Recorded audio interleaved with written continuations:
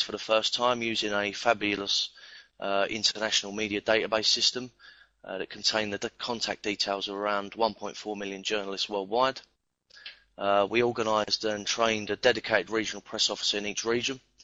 We harnessed all the parties' communications apparatus, all the different communications channels, email bulletins, organisers' bulletins, the website, press releases, publications, media appearances, publicity stunts, absolutely everything across the board, all run from a single office that coordinated the party's public relations, harnessing, as I said, every communications channel towards a single PR strategy.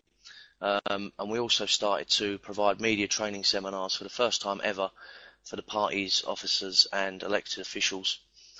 Fast forward to November 2010, I decided with a heavy heart to resign my offices and later my membership, basically in a nutshell because of the direction the party was heading under Nick Griffin's leadership.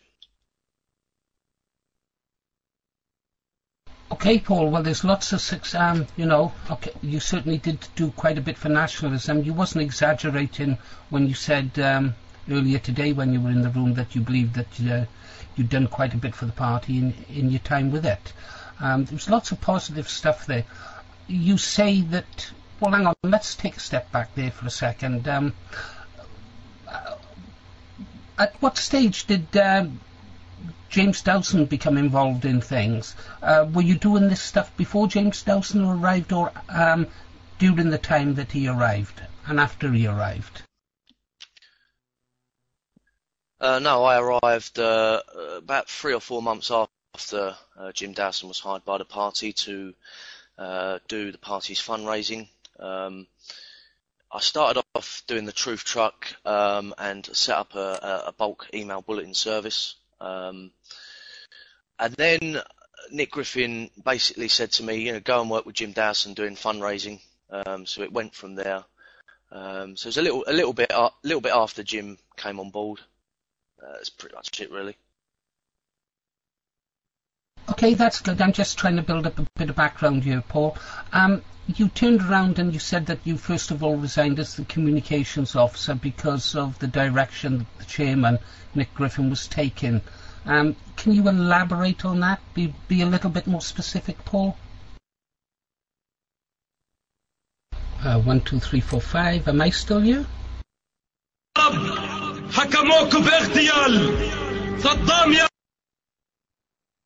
Okay, admins, be ready for things like that, please. One of you on the quick bounce, okay?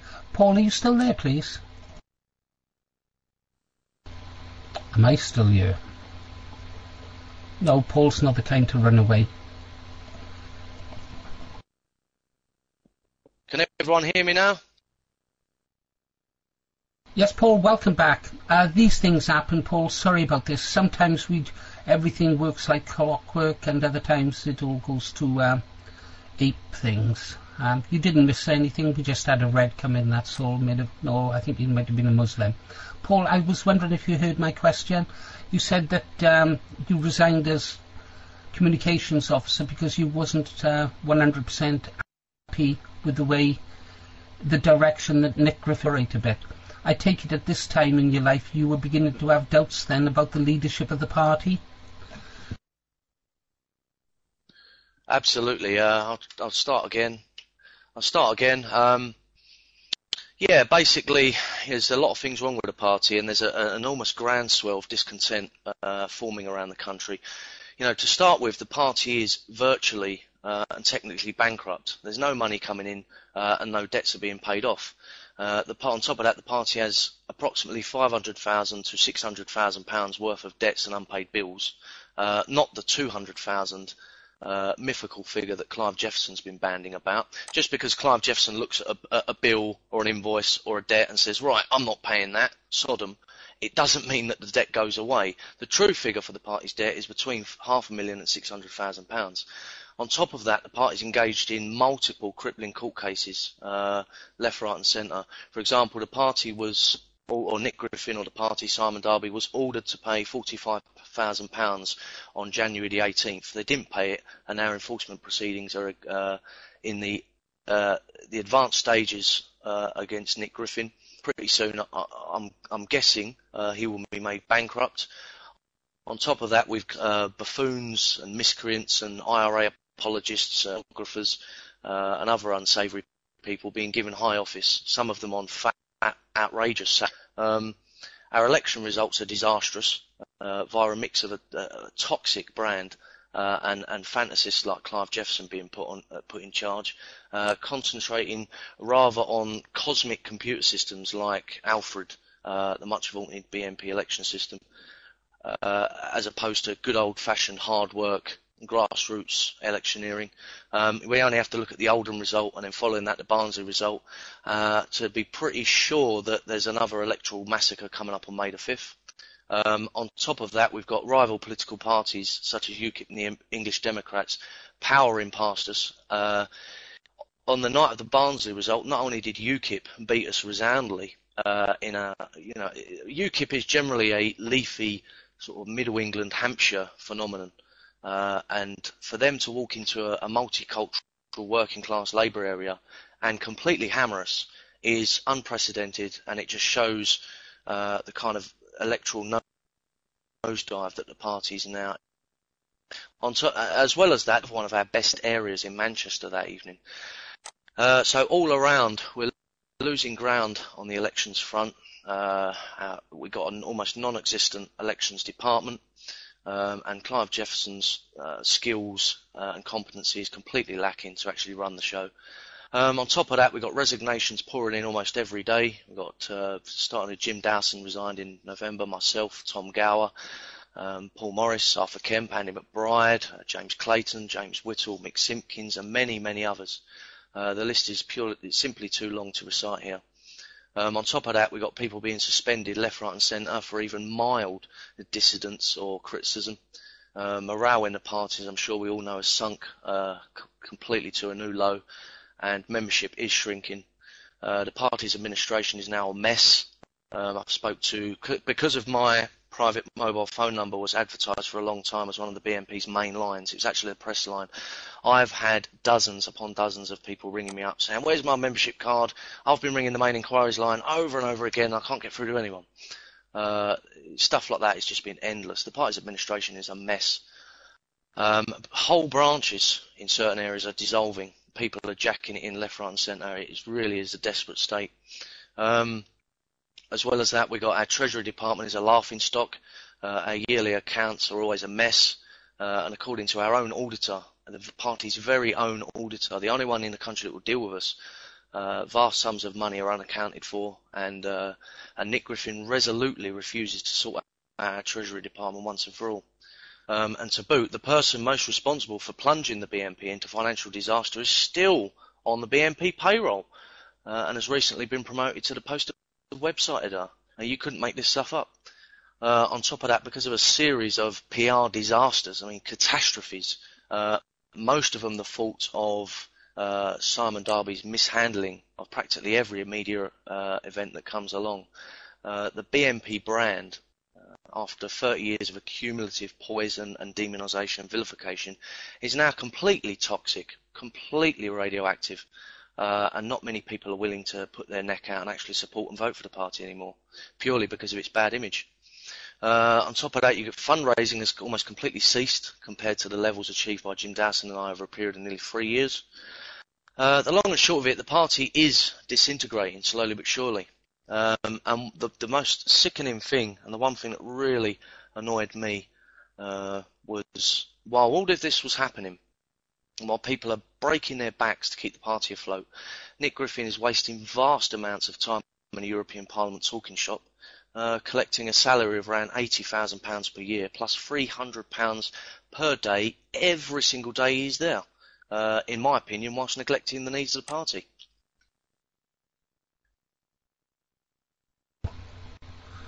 Wow, a catalogue of disaster. You see, what I can't understand, Paul, is this. Just going back to 2008, we certainly seemed to be on a roll, didn't we? I mean, we had over 100 BNP councillors, we had 2 MEPs, we had a London Assembly member, we had people like Jim Dowson, who's admitted saved the British National Party, and Jim was on you a while ago, as you know, and actually you're just reiterating what Mr. Dowson said. And So here we go. We've got an experienced fundraiser fetching in several £1,000,000. You yourself raised £150,000, and all of a sudden the people responsible, if you like, for the success of the party seem to throw it all away. And this is what I find so difficult. It seems to be that every time we get someone good. I remember you, Paul, first time I became aware of you, and I met you in 2009 at the RWB, and then you were a shooting star. You know, your name was on every nationalist lips. You were going somewhere in the party, even touted as a possible future leader. Just how could they have got it so wrong, Paul? What do you put it down to? What do you put it down to? Where did it go wrong? And I don't want a catalogue of what has gone wrong. I'm just your opinions on why you think it went wrong. In a nutshell, the biggest problem, I think, the biggest event that has got us to where we are now must have been Nick Griffin's election to the European Parliament. If I go back as early as probably July 2009, I remember talking to Mark Collett and Eddie Butler, and they said to me, you know, now Nick Griffin's getting his wages from the European Parliament, he simply doesn't care about the party anymore. At that point, I thought that was completely, you know, total nonsense. I thought it was, you know, I didn't think that was true at all. But with hindsight, I think those sentiments were very fortuitous. Everyone within the upper echelons of the BNP leadership at the moment, and I mean everyone, is very upset, very demoralised with Nick Griffin's constant trips to the European Parliament.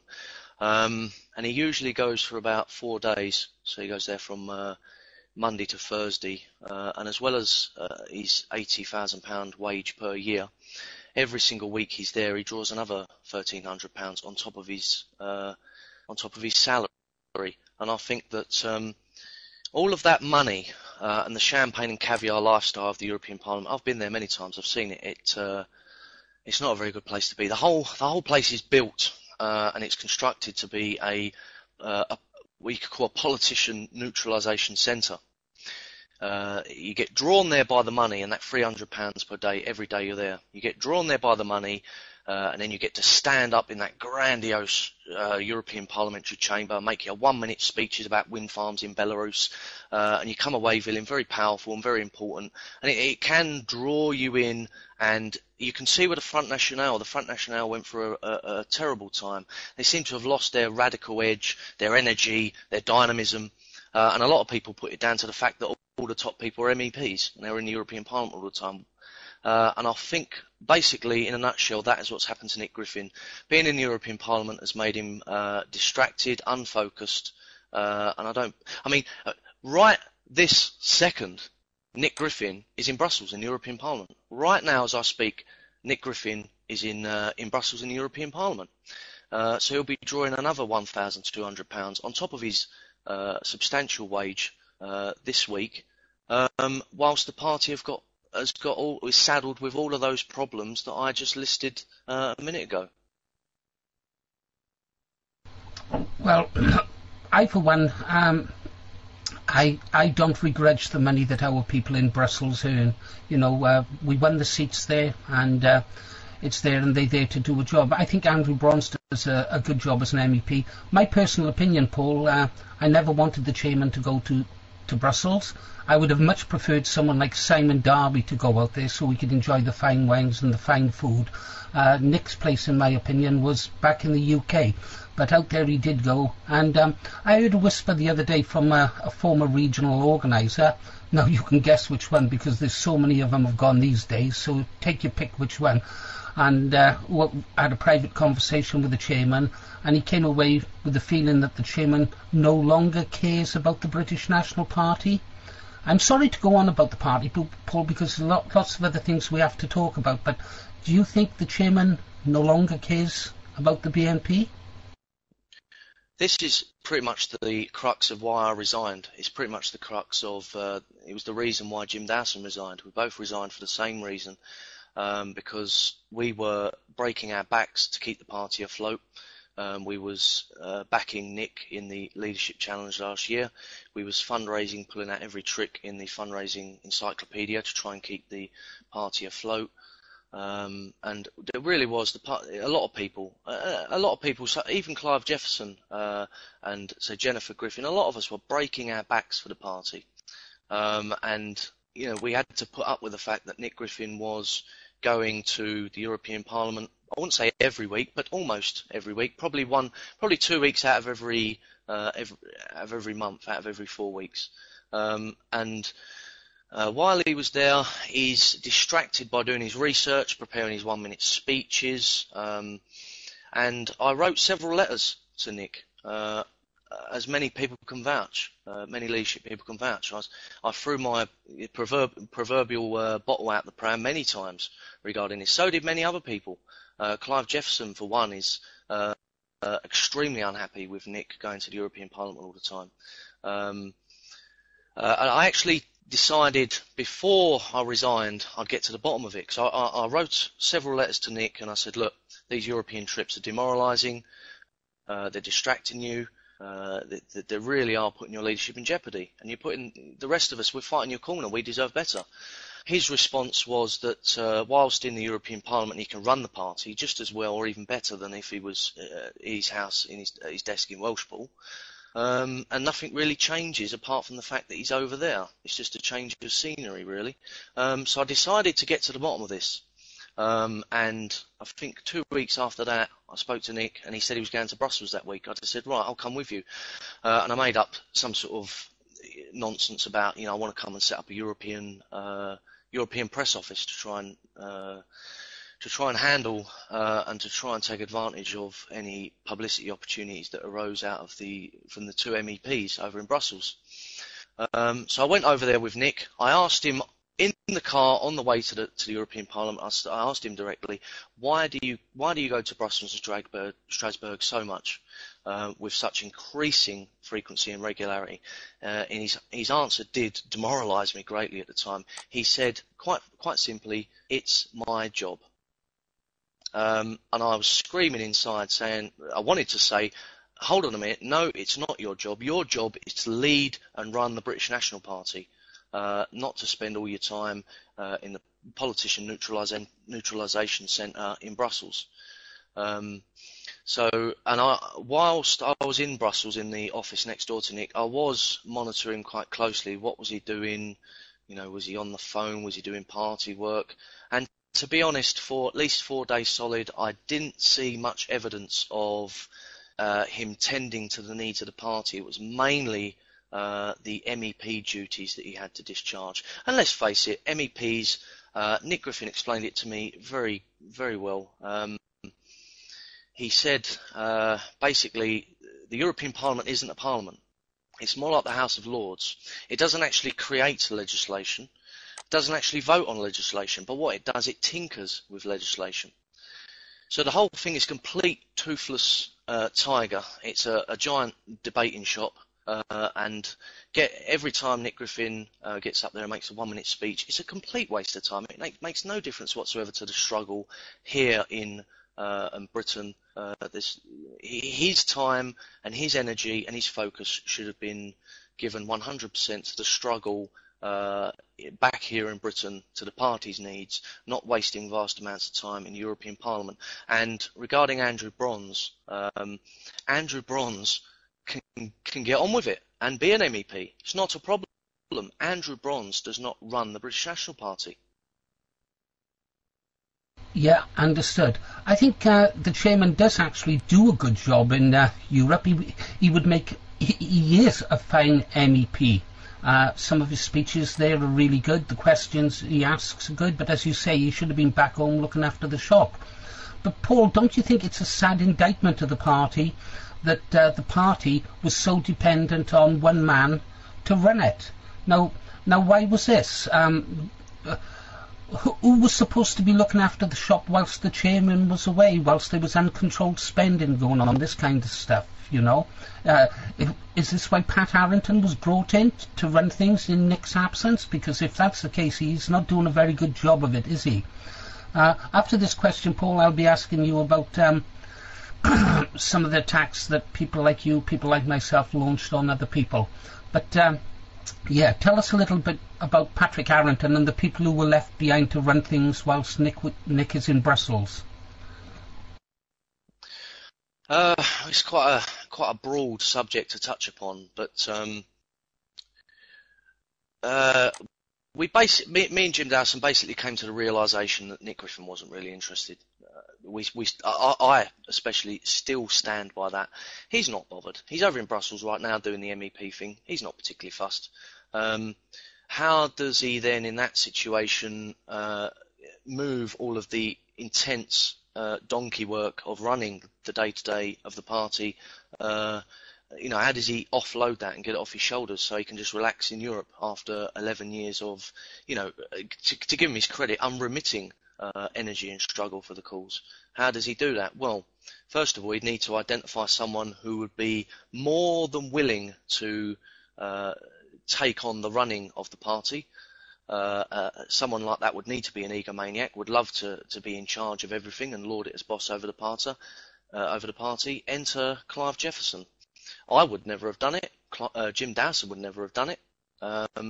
Clive Jefferson would more than happy to take on that role as general overlord of the party. And regarding Pat Harrington, I first heard the name Pat Harrington, apart from like ancient history. I first heard the name Pat Harrington, I think, in summer of 2009. And I asked Nick Griffin, what's this Pat Harrington all about? It's strange. You look at Pat Harrington, look at his record in nationalism, look at what he's achieved, and it's pretty abysmal. He's never achieved anything really. Don't like getting personal in public, but the man has never achieved anything. He's built up a plethora of micro-organisations. His politics is not particularly what you would class as nationalist politics, traditional nationalist politics. For example, he had a massive bust-up with Nick Griffin in the early 90s because he refused to condemn the IRA as terrorists. He's all the way down to things like he's got an eBay shop which has got a communist Red Star theme. The fact that he was against the Falklands War and still comes out heavily against it. He calls the Falklands Islands the Malvinas. He generally likes to big himself up as some sort of radical, radical thinker in nationalism. But generally you get the idea that his politics are very left-wing, not traditionally patriotic and nationalist. But the first time I spoke to Nick Griffin about Pat Harrington, Nick Griffin was literally salivating with praise for Pat Harrington. He described him as a political genius, someone who's extremely devious and intelligent and crafty, and he's got vast experience.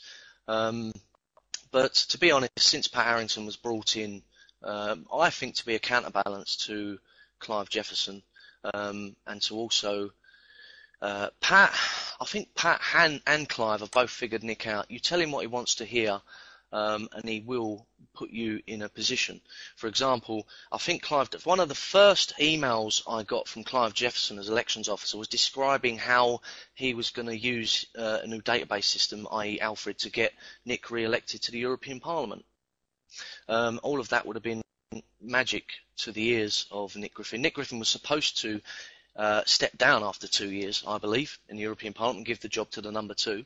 That was the plan all along. That's been shelved. So I think Clive Jefferson very quickly made a point of hoodwinking Nick into believing that he could get him re-elected. And he sent out various emails to that end saying, I'm going to get Nick re-elected, I'm going to do it like this, this and this. And I think Pat Harrington done the same. Pat Harrington promised the world to Nick Griffin. What Paul Golding and Jim Dowson does on the fundraising front, it's not rocket science. What Paul Golding does on the communications front can easily be covered. It's all not a problem, it's kid stuff really. But Nick, to be honest, while you're going into all of this this enormous debt situation, financial difficulty, court cases left, right and centre, you need my legal skills. I'm sure it went something like that. So basically, those two were brought in basically to do the donkey work, in my opinion, while Nick Griffin concentrated on being an MEP, because he even said to me that is his job. Okay, what we're going to do now, perhaps with shorter answers, is I'm going to ask some questions that I've come up in my box that are being fed to me, that are being typed. You and I probably haven't got time to read them. There's one here from Johnny Leach. I'm going to jump around a bit now because the questions are in no particular order, Paul. Johnny Leach is asking, and you mentioned it, whilst the chairman was in Brussels, sites like this one were attacking enemies of the British National Party, people that or we perceive to be enemies and stuff like that. And you yourself were doing a pretty damn good job of attacking those enemies. Do you regret these attacks now, Paul? It's a difficult question. I do regret them, and I do apologise to anyone, anywhere that I launched attacks upon. We're all guilty to some degree of tearing lumps out of each other. I mean, look at nationalism when the party was relatively united, say before the European elections. During that time, there wasn't a split or factions. Everyone was united. I look back upon that era as some sort of golden age, to be honest, compared to the present time. But look at how look at what a potent force to be reckoned with the British National Party and British nationalism was when nationalists were united. And look at the terrible state of us now. I think we're all guilty to some extent of attacking one another. So yes, in the past, I have spoken recently to various people that I've torn lumps out of in the past, and vice versa. But there's seemed to be a tangible spirit amongst the party. I've spoke to, like I said, dozens, even hundreds of people around the country. Despite what's going on in nationalism at the moment, there is almost an aura of, we've all argued, we've all torn lumps out of each other, we've all got skeletons in the closet, but now is the time to bury all those differences, to bury the hatchet, to draw, literally, British nationalism needs to draw a line in the sand if we are ever going to survive as a movement. So yes, I've seen some of Johnny Leach. I've actually got a lot of respect for Johnny Leach. I've heard him speak before. He didn't live too far away from me when I lived in southeast London. I've got a lot of respect for the man. And all I can say is yes, I do regret, and I wish I could take back all of the bickering and arguing and fighting that's happened over the last couple of years. But that, it's happened now. We're in this situation. Nationalism is in danger of falling apart and disintegrating, and it's up to us to draw a line in the sand and to work towards reconciliation and unity. That's the only way we're going to survive. Well, I'm in agreement with you there. Just quickly for Eagle 60, who owns the Truth Truck. This was explained by Jim Dawson last week. The British National Party does own the Truth Truck. I do agree with you, what you're saying. You said earlier today, Paul, that the party was maturing. And it seems to be we're going through a stage, a part of growing up, becoming more politically astute. And would you say then that there is this feeling amongst nationalists that it's time to end this bloody civil war that we've had between us, come together? I'm beginning to feel hopeful about the future, Paul. The fact that we are talking in this room, the fact that you're in the room with Mark Collett. One of the readers wants to know what's your relationship with Mark Collett now, so perhaps you'd answer that. But before you answer about your relationship with Mark Collett, could you answer this question for me? Why did you resign as a British National Party councillor when so many people had worked so hard, as no doubt you'll agree, in getting you elected? Thank you, Paul. Yes, it's quite a simple question to answer. The media, basically, when the BNP makes a breakthrough in a certain area, and that usually is because of a by-election takes place, then you fast forward a year or two, you come to the first proper elections. Usually that sole council seat sitting there, usually you get the establishment parties pouring all of their resources into trying getting you kicked out, basically. So put yourself in my position. You're 2 months away from polling day. You know that the media and all of the establishment parties in that area are all gearing up basically to stitch you up and to give you a bad press. But 2 weeks previous to that, you had moved out of the area, completely out of the area. I'm talking at least 700 miles distance out of that area. What I was hoping, there's two reasons in that situation why I wanted to resign. One, I hope, I've made it clear that I joined this party when I was 17. In total, I've worked now as an employee and hard graft for the party for about just over 7 years. From the age of 17, I'm now 29. So I've sacrificed most of my adult life for the British National Party. I am not in this for money. Money's the last thing on my mind. I've got a beautiful 3-year-old daughter. She's the reason why I'm in nationalism, because I want a future for her past the next 15, 20 years. I'm not interested in money, so the councillor's allowance didn't really mean much to me. And what I didn't want, basically I did not want to pocket the money while not being in the area actually doing anything in, for the councillor's allowance that you get.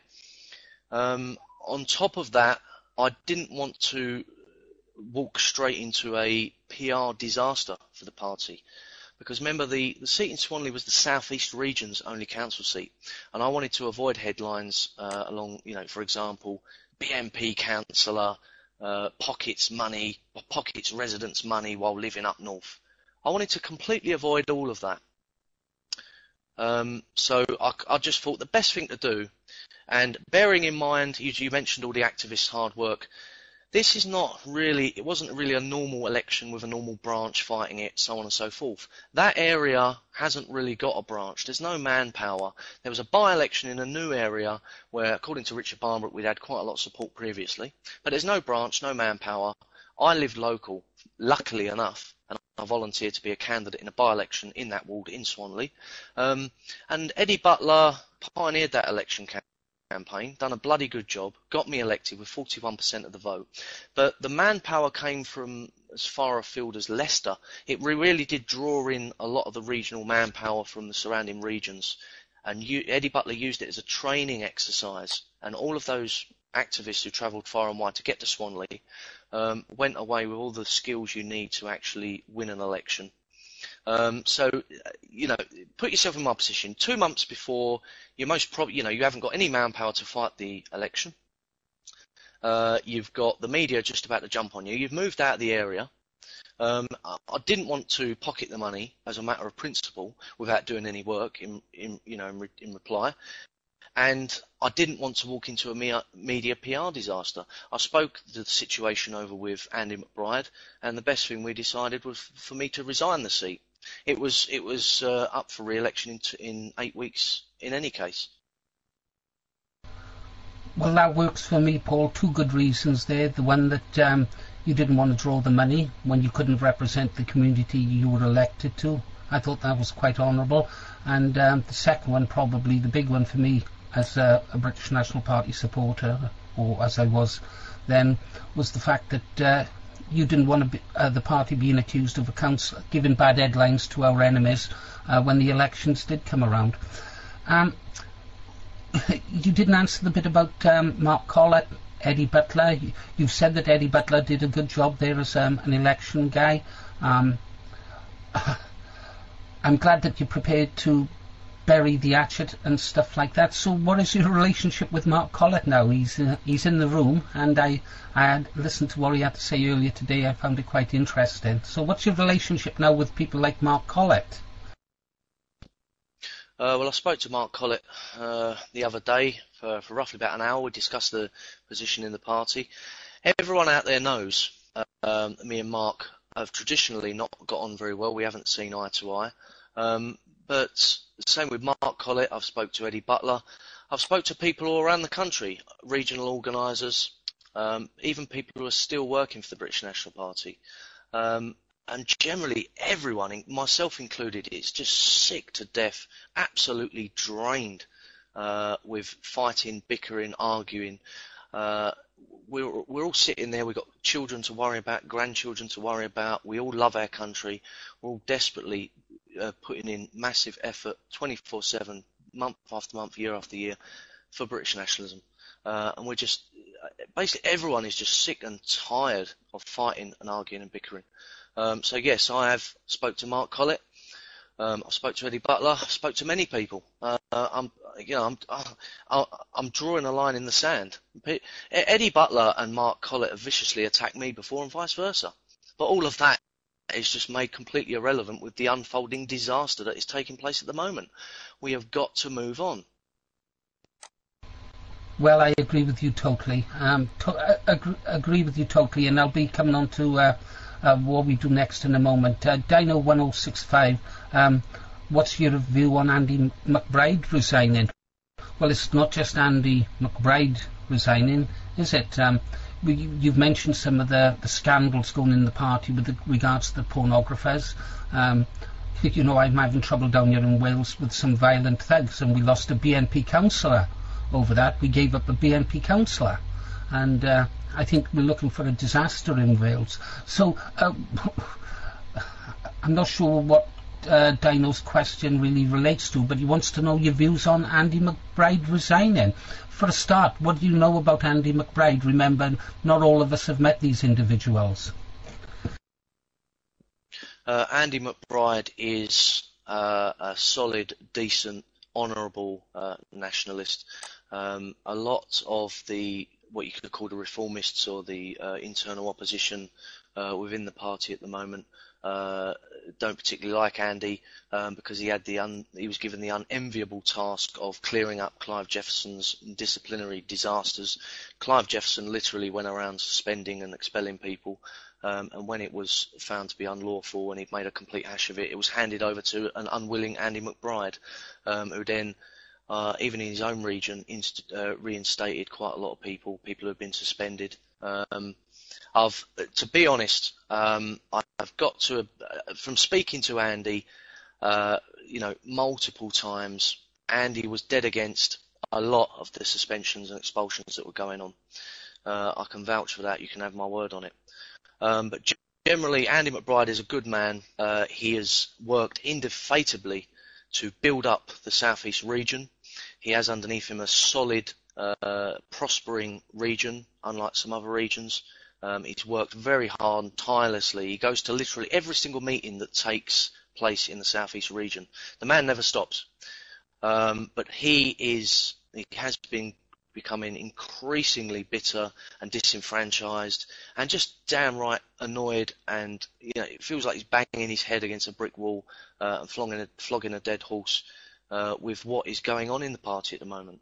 We all know these things, the people being appointed to the upper echelons of the party, the election results, the treasury, the financial issues, just everything is going south very quickly. And Andy McBride, just like dozens of other nationalists around the country, he decided to take resolute action and distance himself from the unfolding calamity. It's as simple as that. Okay, Paul, somebody's asked a question about Simon Bennett. I don't think it's worth mentioning Simon Bennett. We all know what Simon Bennett done. So perhaps we'll mention him later on, perhaps. Paul, what do you see as the way forward? Because somebody wrote a comment the other day about me saying that I didn't know which way to turn. I think that's probably true of a lot of people in the nationalist movement today. I mean, on the one side we've got reformists by the likes of Eddie Butler saying stay in the party, make the party a success, get rid of the leadership, stay in the party. Then there's the other reform group, which is separate, I believe, to Eddie Butler's reform group, Reform 2011. And they are kind of recommending the same thing. A former BNP councillor,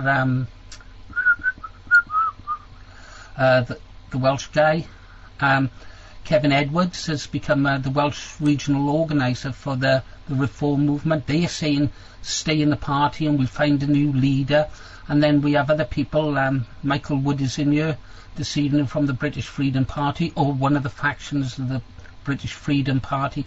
They are saying the only way is a new party, their party, but they're riven apart by splits, They've got their own legal problems already within just a few short weeks of being formed. What do you see as? What do you think is? I know it's a personal opinion. What do you think is the best way forward for nationalists? We are coming together, which is good. So what do you think is the best way forward, Paul? That's not a question I would hazard to answer. Like you said, there's actually two reform groups. So already the internal opposition to what's going on in the party at the moment is split, which is not a good place to start off from. But what I would like to say is this: unless we all, as you know, you have to ask yourself this question: what would a genuine, dedicated, committed nationalist do in the present situation? Would he sit there with his head in his hands? Would he sit there moaning and whinging but not taking action? What would a genuine nationalist do in the present situation? And I think unless we all, there's a lot of people, a lot of people are unfortunately sitting on the fence. I know a lot of people who are just as, demoralised as myself or yourself or various other people in this room, who are just sitting there not taking action. Unless we as nationalists do not do something over the next couple of months, unless we take this movement by the scruff of the neck and we rebuild it from top to bottom and we actually sort it out. I think people are waiting for something to happen, some knight in shining armour to come along. It's not going to happen. It is not going to happen. It's up to us to grab this movement by the scruff of the neck and to get it back to where it used to be, successful, well-funded, organised, and a potent, successful force for this country. Okay, Johnny, can you lower your hand, please? I'll be taking questions from the floor in a second. You're making me lose my thread. Okay, and actually he has made me lose the... Right, yeah. Paul, I was thinking this was just an idea. I've been sat here, I've spoken to so many people, as I'm sure you have, and many people in the room. They ring in their friends, they ring in their kinsmen, they ring in fellow patriots around the country. What do you think we should do, and stuff like that. And there seems to be this consensus that we are coming to naturally, at any rate, at a time of reconciliation, forget the past, move on and get together. And I wondered if there was any mileage perhaps in getting all these different factions together, say at a conference, face to face around a table, somewhere out in the country, somewhere nice, and saying, right guys, we're here to talk about a united way forward. Lock them in a room, Paul, and don't let them out until they come up with a solution. And I was actually thinking of trying to put forward arranging a conference for that kind of thing. Do you think there'd be any mileage in anything like that, Paul? Absolutely. A short answer to that would be absolutely. And I would definitely volunteer to help such an enterprise. I'm sure many other people would, because I think what you're mentioning is exactly what needs to be done. All nationalists, it's all right us meeting up on this chat room, on this talk show, but we really need to get together at a large meeting and leave all of the former divisions and bickering and fighting at the door. And as soon as you walk through that door into a reconciliation conference, that's it. We're all united nationalists, and we have to decide amongst ourselves where we go from here and what we do to save this movement from disintegrating too far. Okay, I'll have a think about that. Perhaps someone's already planning something like that. It would be nice.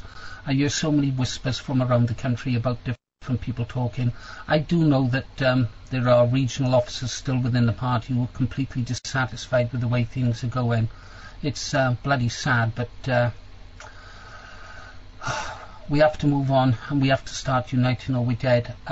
Leigh Lancashire. Right. Okay, this is from Leigh Lancashire. Then I'll be asking you a question from Michael Wood of the British Freedom Party. But first of all, Leigh Lancashire. He's going to be standing in forthcoming local elections as an independent until something is sorted out about the way nationalism's going. Do you think is that the way to go for the moment, standing as independent candidates?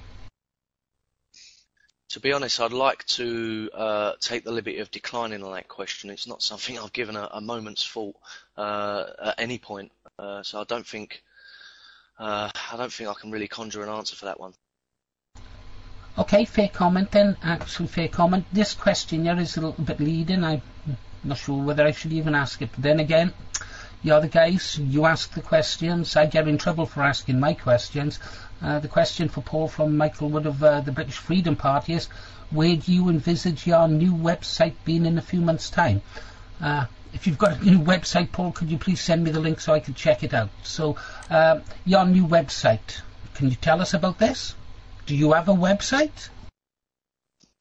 I'm helping to write stuff for a website called Nationalism Today, but past that, I mean, there's no. I've picked up a lot of this on the Democracy Forum. You know, Golding and Dowson and the Green Arrow. I've got some great big master plan, some big conspiracy to take over the entire world. It's all absolute nonsense.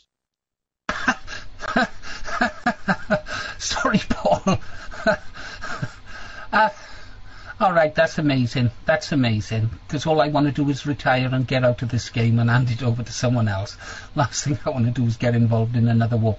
Okay, then, well, let's talk about this Democracy Forum. Personally, I think it's a vile place. I think it divides nationalists. There's the Reds are on there.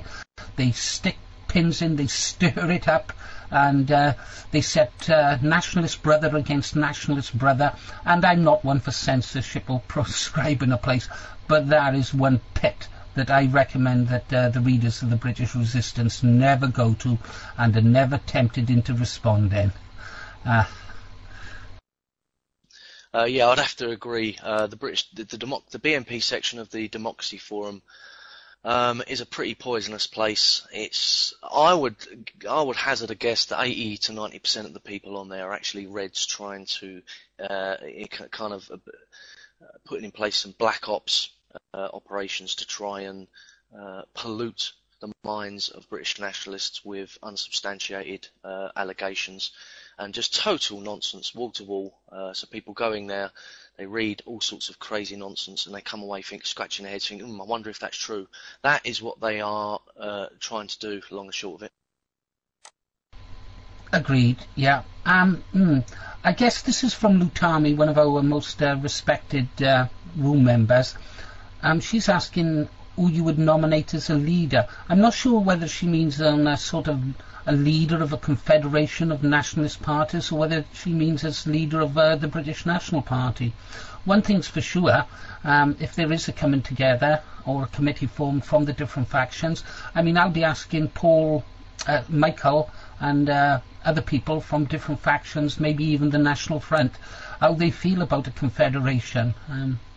I don't know, but let's assume Lutami is referring to the British National Party. I personally, Paul, haven't seen any great natural leaders out there yet. I'm pleased to see that young people in the party like yourself, who are probably the leaders of the future 5 or 6 years down the road, but I don't see no real, at this moment in time, individual out there capable of replacing Nick Griffin. Do you? Well, that is a very interesting question, and I've had to answer this question quite a few times. People out there scream, you know, who could possibly replace Nick Griffin? Who could match his intellectual prowess, and so on and so forth? The fact of the matter is, in my opinion, because it's one of the things I know a little bit about for a little bit of study, is political marketing and propaganda and communications and various things like that, all revolving around, you know, the basic principle of getting your message across. What British nationalism needs desperately is not another intellectual leader. We don't need a leader who goes on about peak oil and global warming and all these other things. We don't need a leader to go on Question Time and talk about, you know, trying to justify the Britain existing, talking about ice caps melting and so on and so forth. We do not need another leader like that. We need someone who's far more down to earth, someone who's far more grounded, someone who goes out there, bangs his fist on the table and says, you know, our party will look after our people and put our own people first in our own country, and we don't give a damn what the politicians and the journalists and all you people here think. Something along those lines. Something very populist, you know, populist sloganeering is what needed. And the sad reality of the situation is this. We have two choices. we either stick with Nick Griffin, and the party will be ruled for the next 3 years until he's up for re-election to the European Parliament. The party continues to be run by people like Clive Jeffson, Pat Harrington and Adam Walker, and all these types of completely inadequate people who've proved themselves to be incompetent, or loafers, or dangerous wreckers within the party. We either stick with Nick Griffin while he's mooching around in the European Parliament collecting his daily allowance, and continue the sharp decline, because he doesn't care about elections, he doesn't care about the national situation. All he cares about is doing a good job as an MEP, so he thinks that will help him get re-elected, and keeping a firm grip on the party just long enough to ensure that he can divert the party's resources and to maximise his chances of getting re-elected for another 5 years on the European gravy train, and that will give him a gold-plated pension for the rest of his life. So we've got what I think needs to happen is that we need to remove Nick Griffin as leader, because I think we can all see it's the end of the road. We're all grateful to Nick. I've been good friends, a good loyal friend to Nick Griffin since I was 17 years old. I've backed that man for 12 years. I've been a supporter of his. It's only recently that I've decided his interests, his involvement does not benefit nationalism like it used to do. So we either stick with Nick Griffin and the party will continue going down the toilet at a rapid rate, or we take a chance. And I believe that we'll end up in a situation pretty much like the Soviet Union in 1953. If you would have asked anyone, who can replace Stalin in 1953, who would have even, put themselves forward for such a thing? Absolutely no one. And it's a similar situation in the BNP. I believe that once Nick Griffin has gone, he can concentrate on being an MEP. But once he has gone, we'll see some very, very surprising things happen. I think that just like oil rises above water, I think that the right people will all of a sudden appear at the right time. Come off the hour, come off the man. But the bottom line is this: Nick Griffin has already said he's resigning in 2013. He is resigning at the next European elections. So all he's interested in is making sure, trying to maximise the chances of his own re-election by keeping a grip on the party. That's all. That's his main interest at the moment. That's what I believe it boils down to. He is going to swan off into the sunset in 2 years anyway. So do we wait that long and risk nationalism disintegrating too far to recover, or do we take a chance and say, right, let's restart?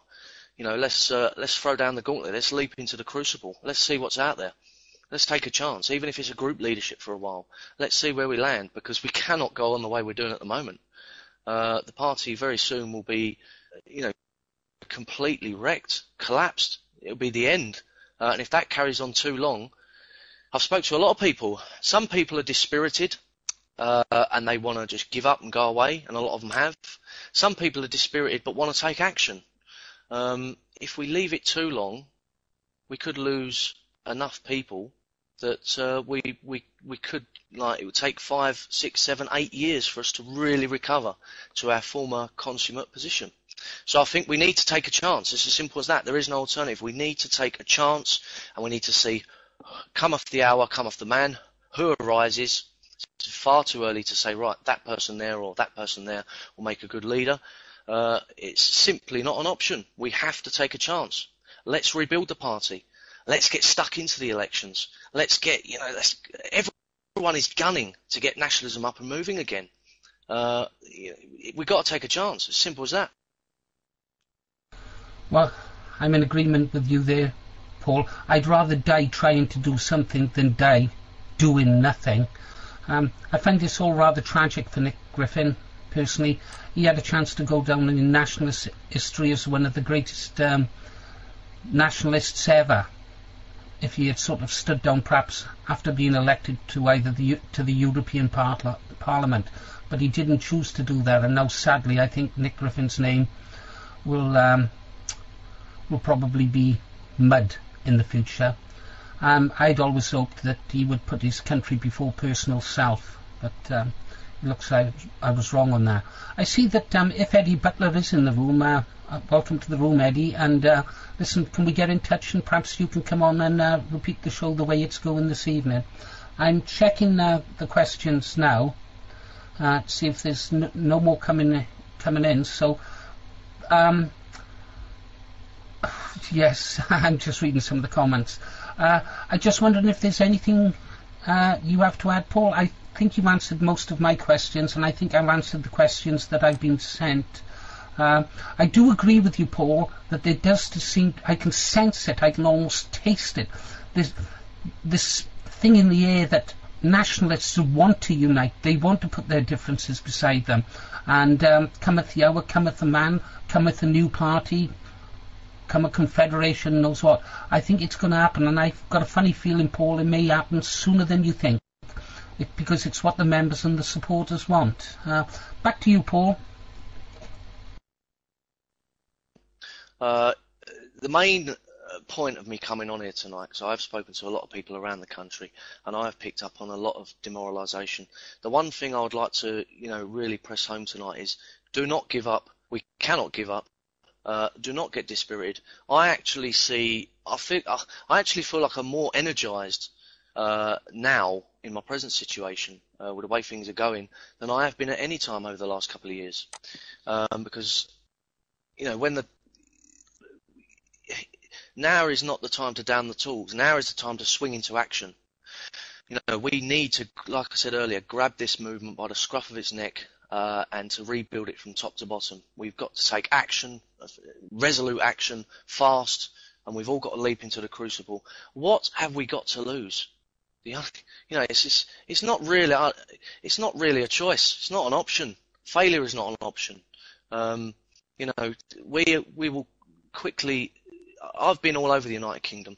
I've been to every single corner of this country, and believe me, our country is being colonised at a frightening speed. It's terrible. I've got a 3-year-old daughter. By the time she is 23, it's going to be game over for her. It's going to be the end.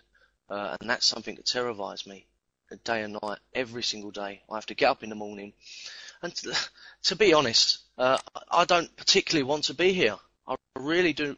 If I had my own choice, I would be doing something else with my life. Some people have accused me, particularly on the British Democracy Forum, of being in it for myself, only in it for the money.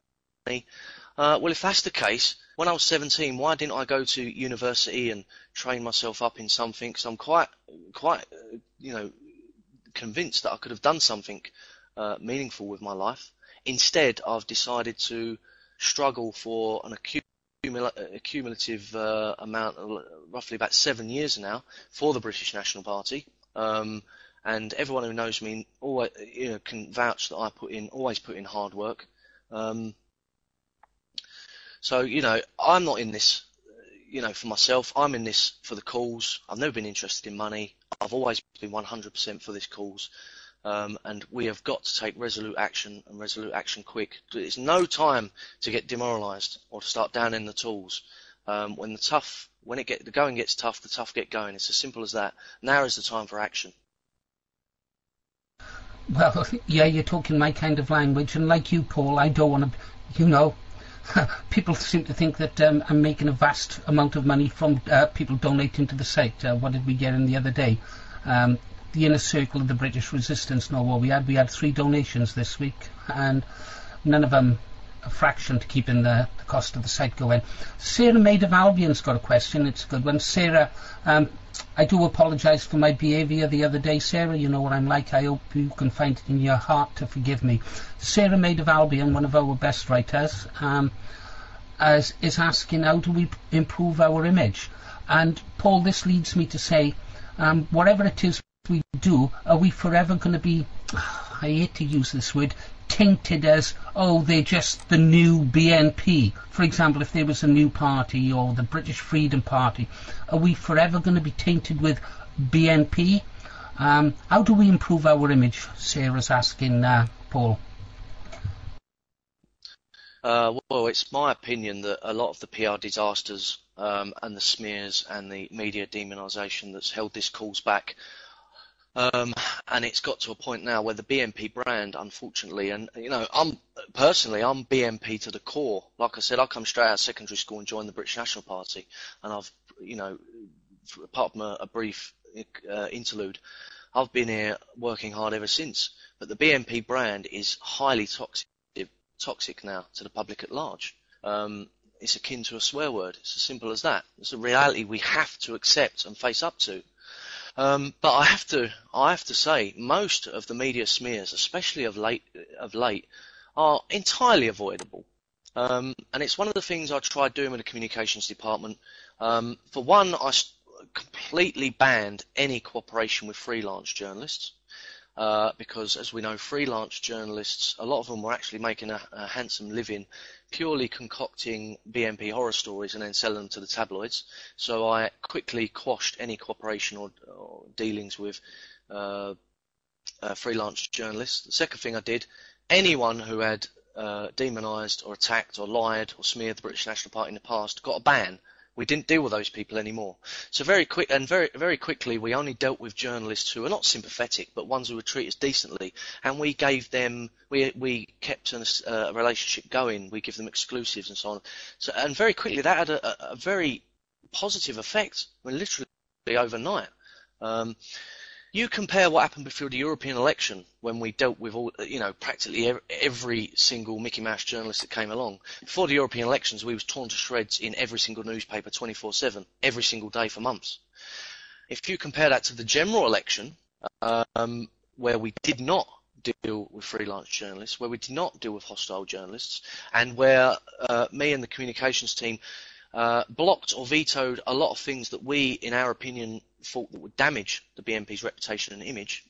Because of that, the BNP kind of went through a period of almost golden silence. And I'm not one of these people who thinks that any publicity is good publicity. Bad publicity simply makes your name and your brand mud. It makes it repellent. Being attacked and slagged off left, right and centre in the media does not help in any way, shape or form. It's better to go completely unreported than to be hounded and demonised left, right and centre. So for a while we was making progress with the BNP brand, the communications department. We was tightly controlling who we deal with, who actually, for example, if I hadn't have resigned, there's no way I would have had anything to do with someone like Ian Kitchen, with all these granny porn credentials, ever being appointed to the advisory council, being put in charge of a large English region as a high-ranking officer. I would have never put up with that. It's as simple as that. I would have never, if I knew about it, tolerated Nick Griffin walking around with as one of his chief bodyguards who's a man who's defrauded a pensioner. All of these things have been heavily reported by the media in recent times, all of them completely avoidable. But it's, I can only say,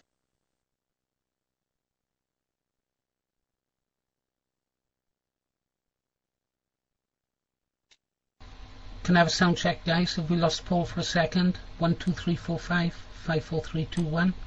Okay, we're still here. Okay, Paul, when you're ready, put your hand up. Bertie, you had something to say, Bertie? I'll let Paul go first. I just want to say something slightly after what Paul says. I've got 3 things I'd like to say in the room while we've got quite a few people in. I'm back to Paul. Okay, are you back with us, Paul? We'll do a sound check on you first. Okay, well, we've lost Paul there for the moment. Some interesting stuff. Earlier today, some of you might have heard the clip from where Paul came into the room this morning, and it was interesting just sitting there listening to the conversation going on, and interesting story. And it's good to see Paul Golding talking about unification, coming together of nationalists, burying the hatchet and stuff like that. And Mark was telling an interesting story. Are you still in the room, Mark? Can I have a one if you're in the room, Mark? Because Mark told a really interesting little story, and perhaps he could tell us. Mark, whilst Paul's out of the room, Mark, you spoke about your relationship. I wasn't sure whether it was Nick Castle, Chris Beverley. You'd been friends at university, and because of what had happened in the British National Party, it caused a split between your friendship. Could you tell us about that again, please, Mark, and how it resolved? Because I found it really quite interesting. Paul, we'll just let Mark finish his little story, and then back to you, Paul. So you have a breather, and I don't know, cut your daughter. I wish I had one. Mine's all grown up and gone. Hi. Yeah, what I was saying the other day was essentially myself and Chris Beverley were good friends at university. We did more or less everything together, and we were there sort of hand in hand, not literally hand in hand obviously, but there by each other's sides during the first by-election wins under Nick Griffin. We were there in Blackburn, we were there in Halifax, we were there in Heckman White, and I remember before that, I think Paul had left the party by then. I was good friends with Paul. He stayed at my place in Leeds numerous times. I stayed at his down in London. I remember one time myself and Paul took a group of young BNP members to the cenotaph. Now, here's an example where I was good friends with Paul and I was good friends with Chris. But unfortunately, at one time or another, I have been at loggerheads with Paul and loggerheads with Chris. And I know at one time or another, Paul and Chris haven't seen eye to eye. Quite recently, in fact, because of the recent troubles in the party. And there you have three young people who were all had a lot to offer the party, were all good, dedicated nationalists, wanted to do their best for the cause, wanted to do the best for the party, and at one time or another have all fallen out. Now, the good thing is, we're all talking, we're all on good terms again, and we're all friends again. But the fact of the matter is, when you look at all of those fallouts, there is one common denominator in those events, and that's Nick Griffin. All of us, all three of us, have fallen out with each other at one time or another, defending Nick Griffin and his actions. And really, when you're seeing talented young people who are full of enthusiasm falling out with one another because of the man at the top, there's a big problem. And really, Nick Griffin's in a position of great responsibility, and he should be making sure that young people are nurtured, that we get on together, and if there are fallouts, he should be knocking our heads together and doing team building exercises. He shouldn't be out there playing a divide and conquer game with the young people that, if nurtured correctly, are future players at the top level in the movement, and who one day the movement will be entrusted to. It's not right, and I for one am happy, I'm very happy that I'm on such good terms again with Paul and on such good terms with Chris, because there's no way should young people like ourselves be at each other's throats, especially not over a man like Nick Griffin. Thank you. Yeah, thank you, Mark. I tell you what, you might not believe it, but old dogs can learn from young ones, and you recognise yourself that you made a lot of mistakes. I was very impressed, sorry about this, Paul, to turn it into the Mark College show, but I was very impressed with something you said also, Mark, about the way that you were prepared to work for nothing for any nationalist movement that needed assistance until something is sorted out, and I applaud you for that. Paul, I'm sorry, I can't remember what the question was that I asked you, but back to you, Paul. It seems to.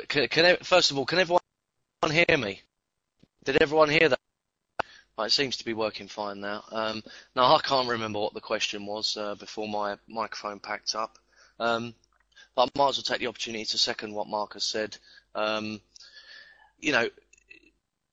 Last year, me and Mark were at each other's throats. I was defending Nick Griffin. He was part of the defending the leadership challenge. Us first in a million different directions. But I think that everyone, because the more the fortunes of the party decline and disintegrate, I think that it's facilitating a spirit of reconciliation and unity throughout the party. Everyone's very mellow, and a lot of people, everyone's demoralised about what's happening to the party, but it's peppered with positivity over the future. Because as long as we can surmount the present difficulties and surmount those difficulties this year, There is a bright future on the horizon for nationalism, as long as we draw a line in the sand and put all of our past troubles and bickering and fighting and arguing behind us. Well, I can tell you this, Paul, from all the people I speak to, yes, they've been demoralised, yes, they've been down, but this spirit of reconciliation that seems to be sweeping through the nationalist movement is absolutely brilliant. And it, you know, I've been there and I thought, oh, just give up, walk away, you know, but then, you know, I've got grandchildren, you've got a daughter, Paul, and you think, well, hang on, if we don't fight, who is going to fight? There is no knight in shining armour, Paul. Well, actually, there's lots of knights in shining armour, and they are us. We are the knights in shining armour. So we'll continue fighting. I do think, actually, that if the collapse of the British National Party, when it comes, and I believe it, sadly it will come, I think the collapse of the British National Party may well actually be a good thing for British nationalism, because I've got a funny feeling that something's going to be born out of this terrible time, and something great will happen for British nationalism.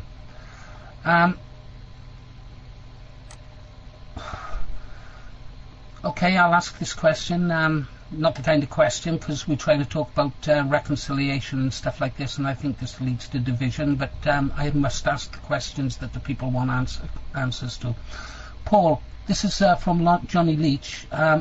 Whose idea was it to take the leadership challenge meeting last June on the 14th? I can't say I'm aware of this. I thought I knew everything. But over to you, Paul. Up to you whether you answer it or not. Sorry, can you repeat that question? Yeah, I didn't really understand it. It's from Johnny Leach. He wants to know whose idea it was to take the leadership challenge meeting that took place last June. It wasn't on my idea for that. Yeah, okay, well, I'm with that one. It doesn't really rock my boat. I'd rather continue talking about this unification and the way forward. Well, we've talked ideas of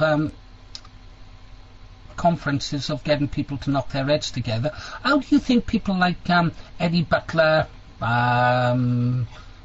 Mullins, Gary Marshall, maybe the National Front, EDL, whatever, what sort of people would you envisage coming together if there was to be a sort of confederation, Paul? Well, I can only answer that in one way. Hopefully everybody, of all factions and individuals across the board, you know, at any level. I hope we can all pull together and like I said, you know, drag this party back to where the consummate position it used to be in. There is no alternative. I'd just like to say quickly to Johnny Leach regarding some of the stuff that happened last year. We can argue, you know, till the sun comes up in 9-10 hours about what happened last year. We all tore lumps out of each other last year. There was a lot of naughtiness went on, a lot of you know, on both sides, a lot of arguing, a lot of fighting, a lot of bickering. So you know, we can argue about that all you want. We can go back years before that and argue about previous splits. We can sit here arguing about the way me and Mark Collett never used to get on, the way me and Eddie Butler fell out the last few months before he was removed by Nick Griffin. We can argue about these things until the sun comes up. It won't get us anywhere. I do not see any point dwelling on issues like these. We need to draw a line in the sand, and I'm not saying that just because it's convenient for myself. You know, we all know on both sides, everyone has torn lumps out of each other. It's time to put it to bed. You know, Paul, I think on that note, we might end the show officially, because that'll make a good closing speech for Bertie. Bertie, your mic. Okie dokie. Well, I'd like to thank everybody for coming into the room and having a listen. First of all, I would like to say there's lots of things we can agree on. I think if you look at the BNP policies alone, I think the BNP policies themselves are very, very good. And I would imagine that probably this room, we probably agree on 95% of those aims, if you like. And there's probably 5%, you know, where there's a bit of leeway here, there, whatever. Another thing of thinking about it is we can argue about the 5% when we've got our country back, can't we? We can unite on the 95% we agree on, and the odd 5%, the bits we don't agree on, we can do that when we've got our country back run at least by, sane people. That's one thing I wanted to say. Second of all, I would like to do a quick straw poll. I don't know if it's called a straw poll. A quick poll in this room. How many of you have heard of Lawful Rebellion? Brian Gerrish and his team. Right, America Calling have. Yes, many of you have. Right. Number one, it's not a political party, so they're not political. Anyone can join, and they do have BNP people that do join and attend meetings, and I think Brian Gerrish has actually attended BNP meetings to speak as well. So if anybody hasn't seen that yet, Lawful Rebellion, because that one is going to be very important, because it's bringing lots of people together and it cannot be infiltrated per se, because it's certain groups. So that's that bit. The next bit I wanted to say was keep an eye on the British Resistance website, because that's where you're probably going to get a lot of information to where things are leading as things unfold. I would imagine that's the place to look. So make sure you bookmark that one.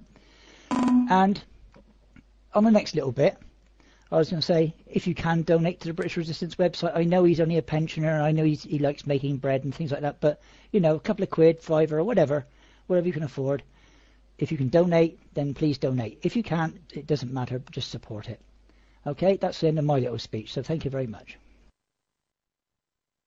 Yeah, thank you, Bertie. And I tell you, anyone who hasn't been to a Lawful Rebellion meeting, they are impressive. What they do, very professional. They are non-political. I tell you what, we want to be glad that they're not, because they'd have a lead on us. They seem very, very, very, very professional. Funny enough, Nationalist Specs, I'm going to speak to Jim Dowson about ideas for the site.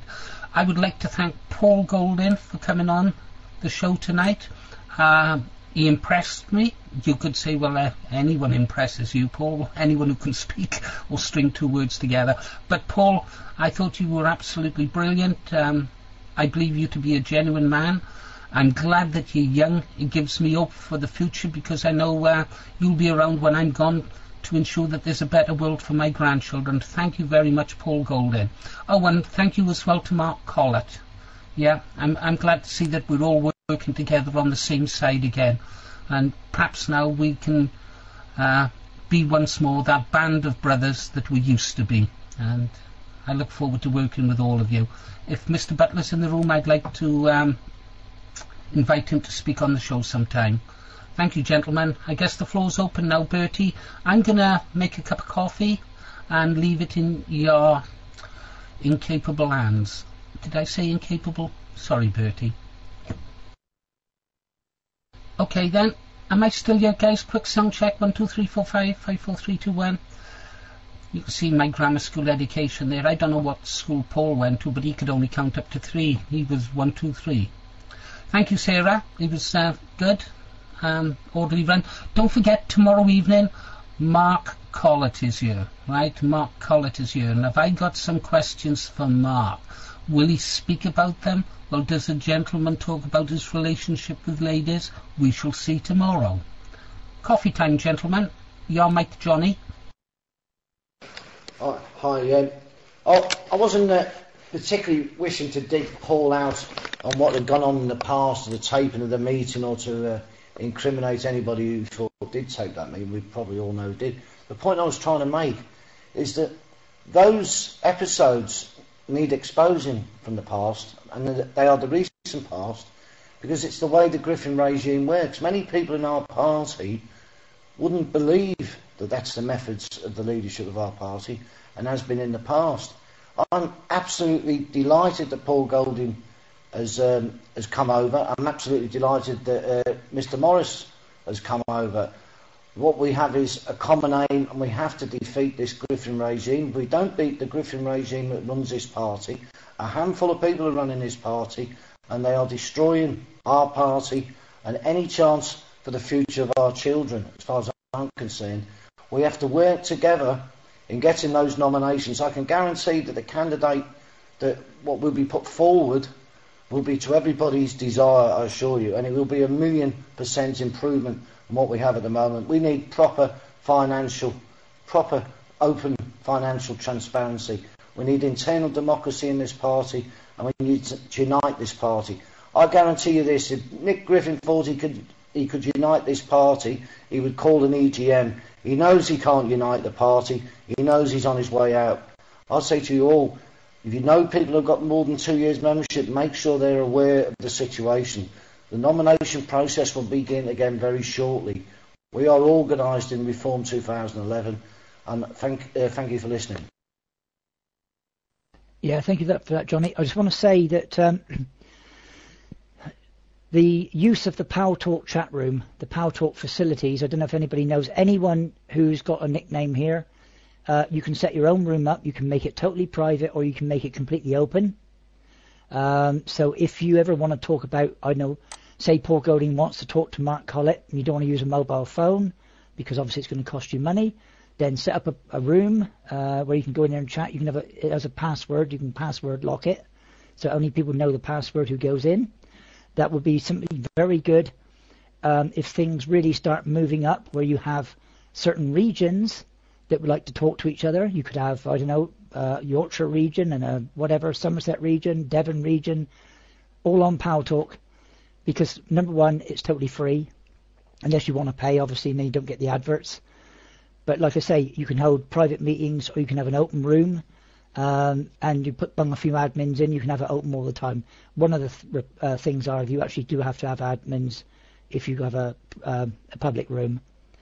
So that's something just to bear in mind if you want to do that, because you can communicate, it's totally free, and you can talk to more than one person at a time. So if you've got mobile phones and you've got 20 people you want to speak to, well, you can do it all on Paltalk, all in one go. You can just call all 20 people in, say on Monday morning, and you can talk to all of them all at once without phoning every single one up and saying it to them individually.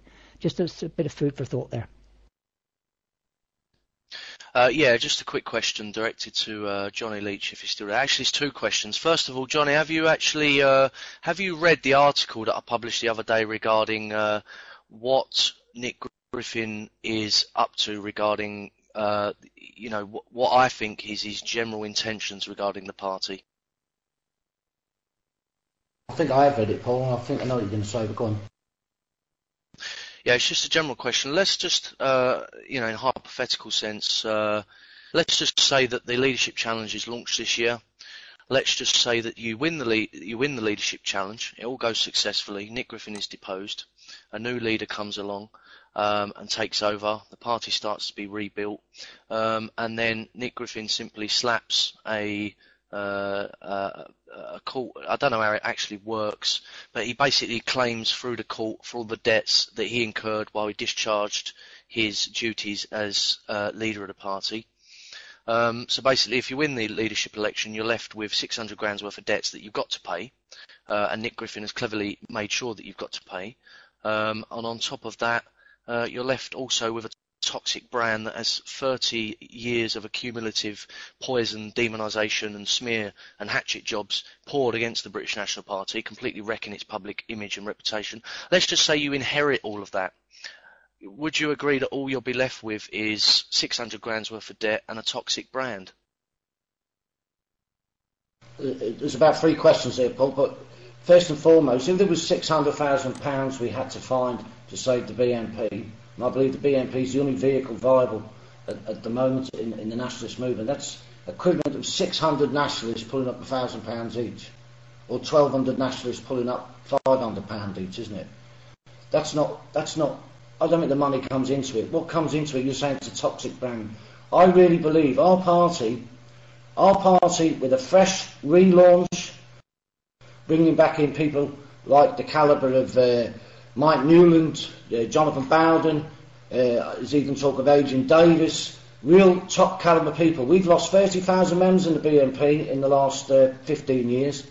A ridiculous amount of membership, but we've lost top quality people because of Griffin. You mentioned the way Nick Griffin divides and rules his party. He divides people up, he works in little cliques and all the rest of it. We can unite this movement once and for all. Once and for all, there's top people out there who we've lost in this party, we bring back. And I'm sure that people even like Jim Dowson would have a role to play in some way in that. But fundamentally, they are top quality people we've lost in this party down to Nick Griffin. And when we bring those top quality people back in together in a united front, I'm sure we can save the brand of the BNP. I'm sure with a fresh relaunch and a fresh start and a united front, going back, Paul, to doing what we do best, winning by-elections in local councils. That's what we do best. That's the way we rejuvenate the party. Start at the grassroots. That's the only place to build the party. We'll always be thrown about in the mass media as toxic and all the rest of it. It's very hard. It's very hard for radical right-wing movement to progress when the media's against you. Of course, the history proves that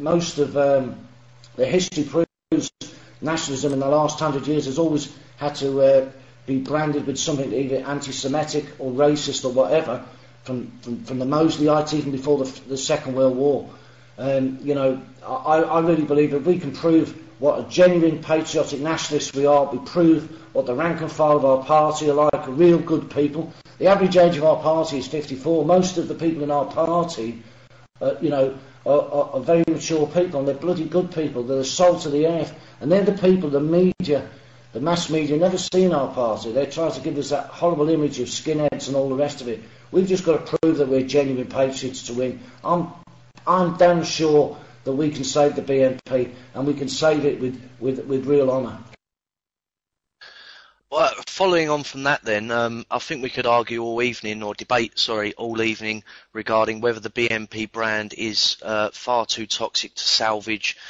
I know you gave quite a good reply there, but personally, I think that the BNP brand is far too toxic now and far too muddied to be recovered. Let's just say hypothetically again, because obviously we're trying to anticipate events this year. Let's just say that the Reformists launch a leadership challenge this year, but let's say it's unsuccessful, because I don't believe. All the while, Nick Griffin thinks that he's got a chance of being re-elected, and believe me, Clive Jefferson would have convinced Nick that he could be re-elected, because that's the key to Clive Jefferson's position within the party. That's why Nick tolerates the man above, regardless of how repulsive he seems to most people. If you fail this year in getting the leadership challenge nominated and then the actual vote, if you fail, personally, I don't think Nick Griffin will tolerate it. I believe that the present expulsions and suspensions are a preamble to basically all the Griffin team saying, right, we're keeping grip on this party no matter what. Because if you look at people like Pat Harrington and Clive Jefferson and Adam Walker, Mark Walker, quite frankly, I know this seems highly personal, but the only alternative to the nice cushy number they've got in the BNP at the moment is working at Tesco, and I think that's a powerful motivator for them. I don't think, and I think we've seen the early signs of it, that Nick Griffin will even tolerate anywhere near a leadership challenge formulating this year. I think that if it actually came down to it and it looked like it was going to be successful, he would simply chop everyone in sight. I'd seriously have doubts that he will tolerate it beyond a certain point. So the question I'm trying to ask is, if it fails again this year for a second time and Griffin digs his heels in again, what can you see happening then? Well, it's a very difficult question to answer, but I'll say this much just to give some people some optimism. This time round, Paul, right, we haven't got the Green Arrow site, Mr. Morris, attacking us. We haven't got you and who else attacking us. We're coming together as a united front. Yes? So our movement is getting stronger all the time. It's concrete. There's people whose membership have matured to 2 years, even though there may have been a lot of people left the party. There are members in my own branch who will be more than willing to sign those nomination papers. We won't need as many nominations. Sure, Mr. Griffin is going to go about expelling people. I was summoned to a meeting for last Wednesday. I couldn't attend. I wrote a letter to Adam Walker, an email. I've had no response as of yet. I may well be suspended myself. But there are plenty of people who are keeping their heads down. Some of us have got to speak up, or people will think there's no movement to change. But to answer your question, what do I think will happen? I think, quite frankly, if Nick Griffin remains in the leadership of the BNP, he remains in the leadership of the whole nationalist movement. and I think that is a burden for the whole of the nationalist movement. And I still think the BNP is the beacon for nationalism, for the nationalist movement. It's the only alternative. Okay, thank you for letting me go, Mark. Yeah, because I've got a couple of questions here for Johnny. First of all, I wouldn't have said that this site deliberately attacked the British National Party. It's always spoke out in defence of the British National Party. All this site done was ask questions that members wanted asked. I raised issues on the matter of Patrick Harrington. No, talking about toxic, there's a toxic man. I mean, I asked questions about the Kitchen family. I asked questions about the thugs in Wales. So we didn't just sort of turn on the party. All the British resistance done was ask questions about these people. It wasn't an attack on the party. Up until just very recently, I would have probably died for Nick Griffin, and be honest, a lot of you guys in the past would have died for Nick Griffin also. Okay, so no one takes any pleasure in seeing the collapse of the British National Party. It breaks our hearts, but we must move on. But here's the question, Johnny. We know that the party, let's just say, for example, that the party owes £500,000. Before the party can invest any money in new equipment, resources, leaflets promoting itself, it must first raise £500,000. So, effectively, to raise £500,000 for the party, they must raise £1 million. And I'm sorry that you don't think that the BNP brand name is tainted, but in my eyes, it has become tainted. And also, there's the question of what are you going to do with the likes of Patrick Harrington, because you can bet that Patrick Harrington, who is a liability to British nationalism, and as is Adam Walker, I don't know so much about his brother Mark, but Adam Walker, these guys have got rock solid contracts, stuff like that. How are you going to remove these people from this new reformed British National Party, Johnny? You know, with the best will in the world. Your mic, Mark, and perhaps then Johnny can come back afterwards. Hi, I don't really want to say too much because I don't want to spoil what I'm going to say tomorrow night. But what I will say here is there's a lot of people who are obviously in support of Mr. Griffin here, and they're saying, oh, well, he's going in 2013.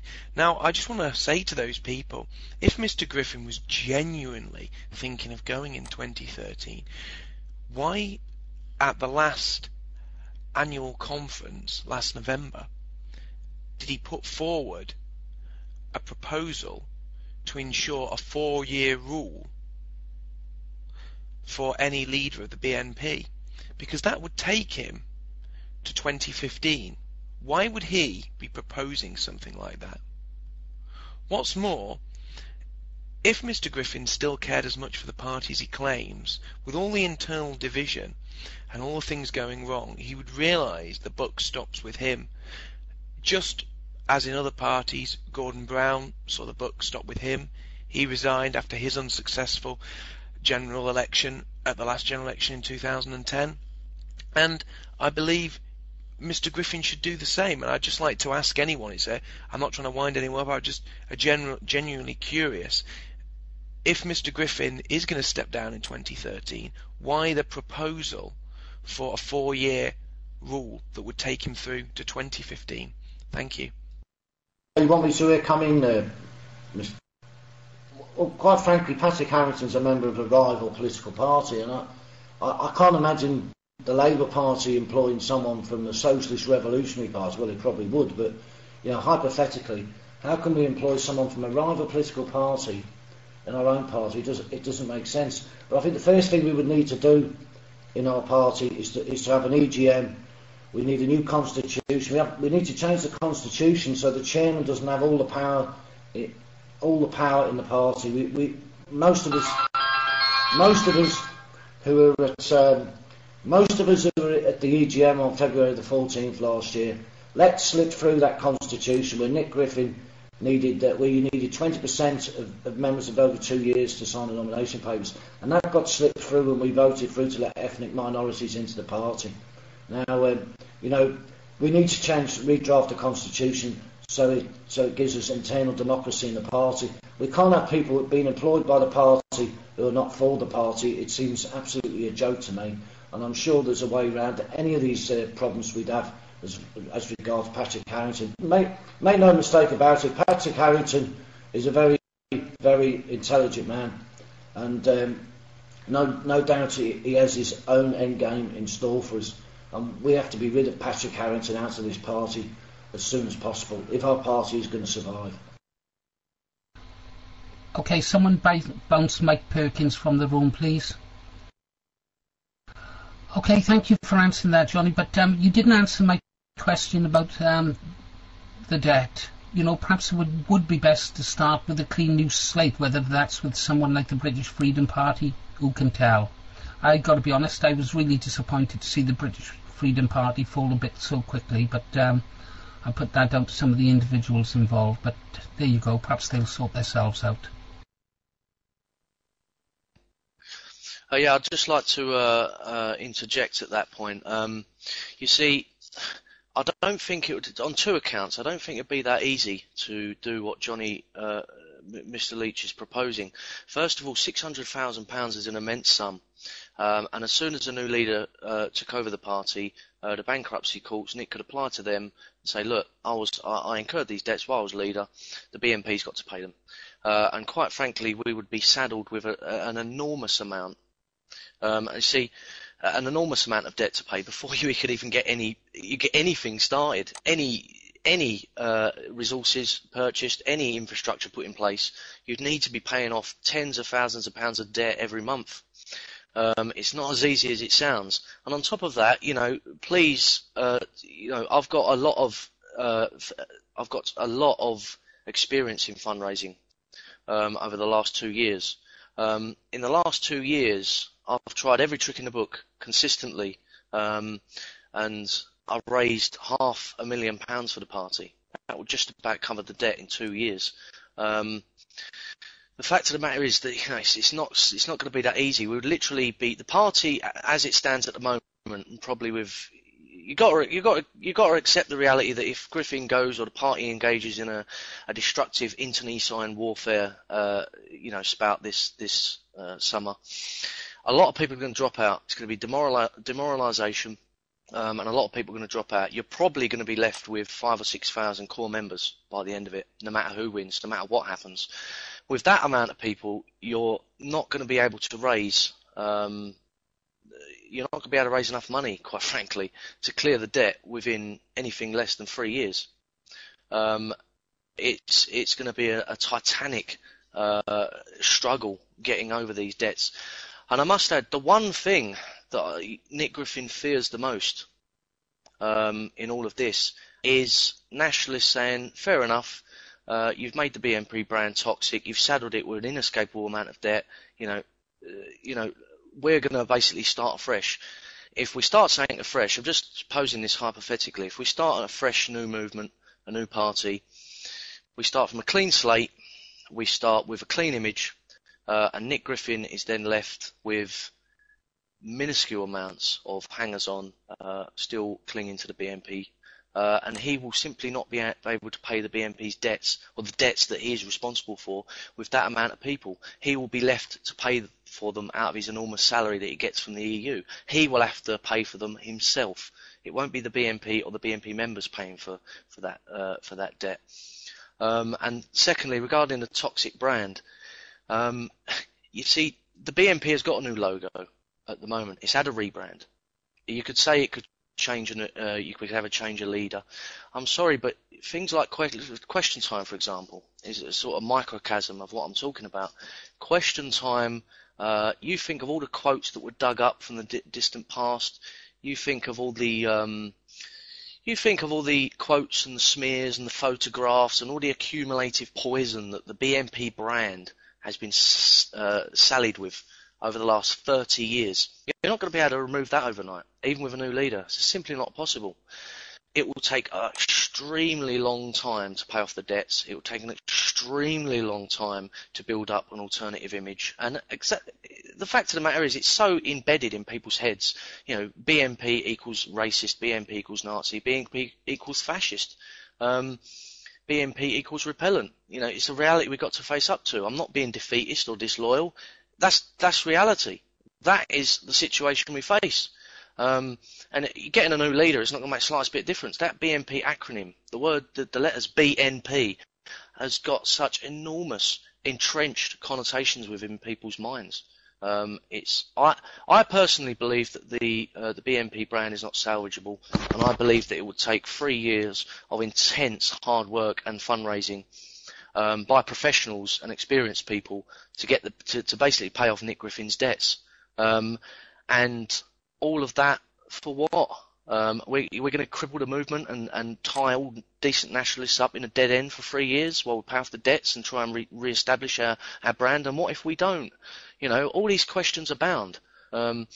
If we started up a new political party, and I'm just posing this hypothetically, this is far too premature to be saying anything for definite yet. But let's just say we do start up a new political party. Nick Griffin will basically be stuck paying for the debts out of his MEP money. He won't be left with a vehicle in which can pay the debts off. He will be stuck paying them himself. And quite frankly, he should be paying them. He's the one who's got £10,000 guaranteed every month for the next 3 years. He should be paying them off, but he won't, because that money's his retirement. That's why he loves the MEP gravy train so much. So I'd like to respectfully disagree regarding the brand subject and also the debt subject. I think that it'll be it will be chronically hard to extricate ourselves even if the reformists won this year. Yeah, Mike, Johnny. Unfortunately, I missed some of that, Paul. But as regards to debt, quite frankly, there's two arguments. You're saying that we're toxic and we're massively in debt, basically. Look, I honestly think that we can relaunch the BNP and we can raise vast amounts of money. We did it last year in the general election. I know you were teamed up with Jim Dowson, but rank and file members up and down the country, our people were given hope. Now, to save the British National Party, to save our party, would be the emblem, surely, to keep us afloat or to keep the creditors at bay. Something has got a legal responsibility anyway for some of those debts in his own office, and I'm quite adamant. Whatever the outcome of that, it's irrelevant at the moment. The real issue at the moment should be about organising and helping to all of nationalism, to even consider creating another party. No disrespect to those guys who went off in the British Freedom Party. I think they were totally wrong to do so. I think they made an awful, terrible decision. Some of our good comrades that are expelled, suspended, we need to regroup and bring us all together. If we rid Griffin of the BNP, if Nick Griffin's put out of the BNP, can you imagine the headlines in the papers? They will be looking to see what brand the BNP will bring in. We've got really intelligent people who are out on the fringes of this party, wouldn't even consider joining this party because of Nick Griffin. I'm confident that we can create a brand that would stand us in good stead. Don't forget the British Labour Party, back in 1945, handed out to every single member of the Labour Party the Communist Party manifesto. That party managed to relaunch itself, didn't it? Well, I tell you one thing, guys. Sorry, Paul, for jumping the mic. I just wish perhaps we'd had a room like this perhaps a couple of years ago, and where we could have talked more about some of the problems, but it was always a wall of silence from the party. I know what it's like to be rung up from BNP members asking a sight of a person who's not even a member, can you sort out my membership problem? Can you sort out my Trafalgar Club stuff? They don't answer, they don't listen. The party never seemed to listen to the members, do they? Never seemed to listen to the members. You're Mike, Paul. Interesting debate, gentlemen. I'm glad it's so civilised as well. I just wanted to make the point, coming from a sort of fundraising perspective, I can almost guarantee that the BNP membership they wouldn't donate a single penny towards a pay Nick Griffin's debts fund. It just wouldn't happen. They tend to only give to very peculiar things, very particular things, and they generally like to give to negative things. For example, they apart from election campaigns, which always draw in a lot of money, the greatest points at which we've raised vast amounts of money have been, for example, when the Equalities Commission first jumped on us. But that was the BNP that was being attacked from outside. You see, this is just what you'd have to go to the members and say, look, unfortunately, we're saddled with £500,000 worth of debts, and we've got to pay them. Can you please, give a tenner, give £20? We're not, you're all hard up, but please give as much money as you can so we can pay all these debts off. And they wouldn't do it. Believe me, they wouldn't do it. The content matter wouldn't be right. People would not give towards that. Right. Now, Paul, this is my take on donations, okay? I donate to the party. I haven't donated for a few months. The occasional £10, once £50, stuff like that. I know from the emails that this site receives from old age pensioners, and it breaks my heart when they say, I get an email saying, I'll send you £5 from my pension money next week, GA. It rips at my heart. It rips at my heart. And these same people are also, they donate to the British National Party, and then they see a debt of £500,000, £600,000, and they see that debt, and they are there, and they think, well, is it worth me sending my £5 in? Is it worth me sending my £10 in? £10 isn't going to scratch £500,000, is it? And that's the way I think. I think, why should I send my £10 in? I was tempted to donate the other day to the party because, a bit of me still would like to see them succeed. But what's the point when there's £500,000 of debt? I think £10 is nothing. It's not even going to scratch it. It's not going to even buy Mark Walker a drink, is it? No, and that's unfortunately the problem we face. You see, the last time we've raised £500,000 for any one particular single thing is the European elections, and that was when the party was vastly larger, vastly more. Morale was vastly higher, and people weren't actually so sick and demoralised. And quite frankly, it was a completely different epoch, so to speak. And we raised £500,000 for the European election, and it was successful. If you went to the members, I have had some experience with it. If you went to the members and said, right, please give anything you can to repay the debts from the old BNP, or the old, Nick Griffin's debts, or David Hannam's debts, whatever you want to call them, people simply wouldn't give. I've got a sneaking feeling, and I think there is quite, a lot of truth in the matter if you look at it from a very, realistic viewpoint. I almost think Nick Griffin is setting the reformists up for this. It'll almost be his last ultimate slap in the face for the reformists to inherit the wreckage of the BNP at the end of the summer and basically be stuffed with £500,000 worth of debt, be stuffed with the toxic brand. And don't underestimate how toxic the brand is. You've had granny porn stuff breaking all over the place. You've had, it's just horrific. The amount of smears and poison, piled upon the BNP brand is horrific. If you're in the world of industry and commerce, I've studied a little bit of this before, in industry and commerce, once your brand is wrecked or saddled with anything, not to your benefit, that's it. It's game over.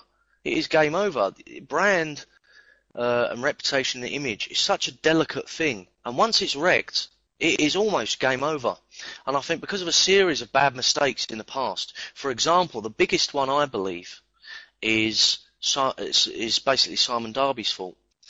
Simon Darby blocked or ignored or didn't take seriously any pleas from people like Eddie Butler, Jim Dawson, myself, and probably various others, to give Nick Griffin some very very good simulation and training before he went on to question time.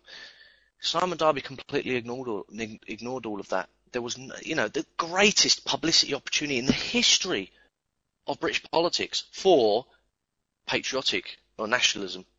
And Darby just completely, fluffed it. He stuck Nick in there with no training, no simulation, no prior preparation at all. None at all. Not a sausage. And the fact is, Nick Griffin, he was chucked in there and he'd done a terrible job. And all the horrible quotes and all the horrible things that were said that night, in front of 8 to 10 million of the party, 8 to 10 million of the most politically aware and interested people in the country, I believe, killed the BNP brand that night. And if you look at our election results, ever since question time, well, let's just go back further than that. Before question time, the BNP, and we all remember these days, the BNP only turned up in a ward, put out a local election leaflet, and we got 25% of the vote. It was amazing. After question time, the BNP vote crashed everywhere, and we're getting 1%, 2%, 3%. We're getting creamed by UKIP, the English Democrats. We can't seem to do it. We can't seem to get decent election results these days, regardless of effort. Party poured a lot of effort into Oldham. Look what happened in Oldham, in one of our best areas historically. So yeah, brand and image and reputation means everything in politics. And I believe that Nick Griffin at question time and all the other stupid mistakes that have been made have pretty much killed the BNP brand. I don't think if you get a new leader, it doesn't matter, because the acronym BNP is enough to muddy the waters forever. I'm going to jump you here a second. Can someone confirm whether the person who's come in here under the name Eddie Butler really Eddie Butler or not? Eddie, if it is you, can you... it is. Okay, welcome to the room, Eddie. Sorry, Johnny, for this. Eddie, is there any chance you can come up to the mic after Johnny's spoken? Go ahead, please, Johnny. This is interesting. First thing, Paul, I think you're mistaken in some ways, because I think if you examine the European election results, our European election results were already down. We only just about scraped home in the northwest. I think Eddie Butler was something like 25,000 short of getting a seat in the eastern region. Our European election results were down. Richard Barnbrook was jumping up and down at one time about the results in Barking and Dagenham, thinking they were 40% in the European elections. They wasn't. They were like 29%. Our vote was already on the decline, even before Nick appeared on the question time. The argument that he didn't do us any favours on question time, but our vote was on its way down. And I believe the real toxic brand of the BNP, is Nick Griffin. Nick Griffin is the one who is not popular on the doorstep, Paul. Now, with the greatest respect, Paul, I've done untold canvassing in Barking and Dagenham, and I would say this I'm so convinced of this, that many people were not enthused by Nick Griffin standing in the Barking constituency. They liked the BNP, but they didn't like Nick Griffin. And Nick Griffin actually standing in that constituency raised the tension, made it a hostile environment for many of our activists on the streets out there. He raised the tension. He didn't do us any favours whatsoever. I say the real toxic brand of our party, not just the way he runs the party, but in the face of the general public, the people don't like Nick Griffin, and they don't like him one bit, up to a certain extent. Only a very small percentage of people like Nick Griffin. He was the wrong person to lead this party for so long. 11 years in the leadership of this party, it's gone toxic for him. I don't believe that our brand is toxic with the right people fronting the party. Yeah. Well, I'm just going to change the subject a little bit. JD Boss put something up there. I was started in politics sort of 76, got burnt up. There was a split then. I went off, worked overseas and stuff like that, and it was because of Nick Griffin that I came back to the fight. I was always fighting privately. Anyone who does a Google search on me will find me all over the internet. I worked with the New Alliance. That was something trying to get off the ground. The website is still there, actually, that I created for them.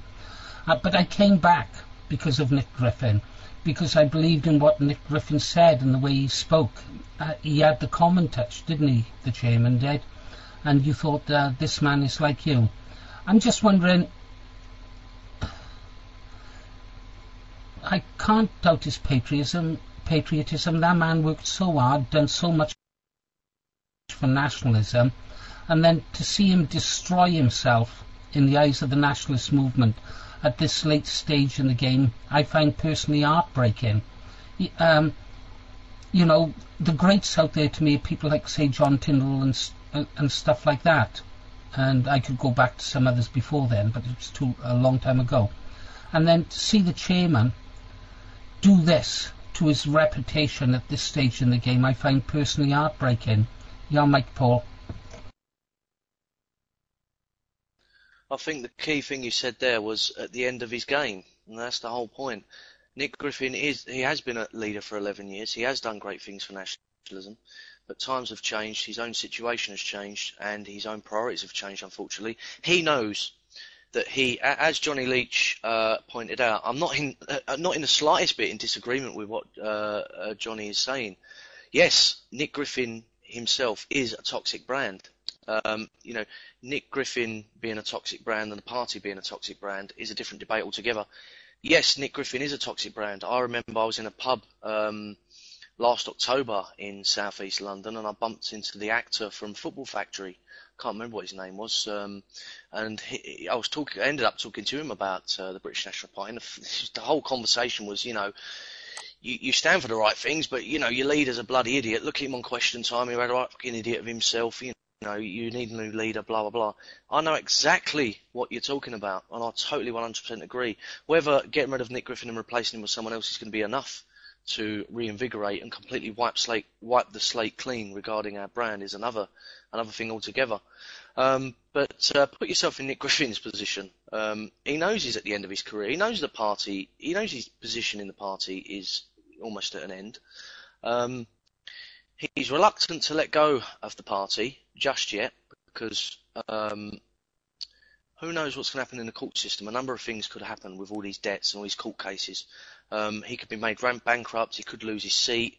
He could even lose the chairmanship of the party, which is why he's boosting up Adam Walker. Because Mark Patterington and Nick Griffin no doubt have cooked up some crackpot scheme for Adam Walker to be parachuted as some obedient puppet chairman. So I think at the moment he's playing it by ear. I think he knows that there's attractions to keeping hold of the party, i.e. if it can ride out the next couple of years, Jefferson would be pouring honey in his ear on that front, believe me. Clive Jefferson knows how to make himself indispensable. But the fact of the matter is, if he loses his seat in Europe, he can fall back on the party to pay his wages. If he loses if he gets booted out as a chairman, he could put Adam Walker in there, and that would probably, if the leaders, or a new change of leader is all it would take, you could say that the BNP will recover if Adam Walker took over. It won't.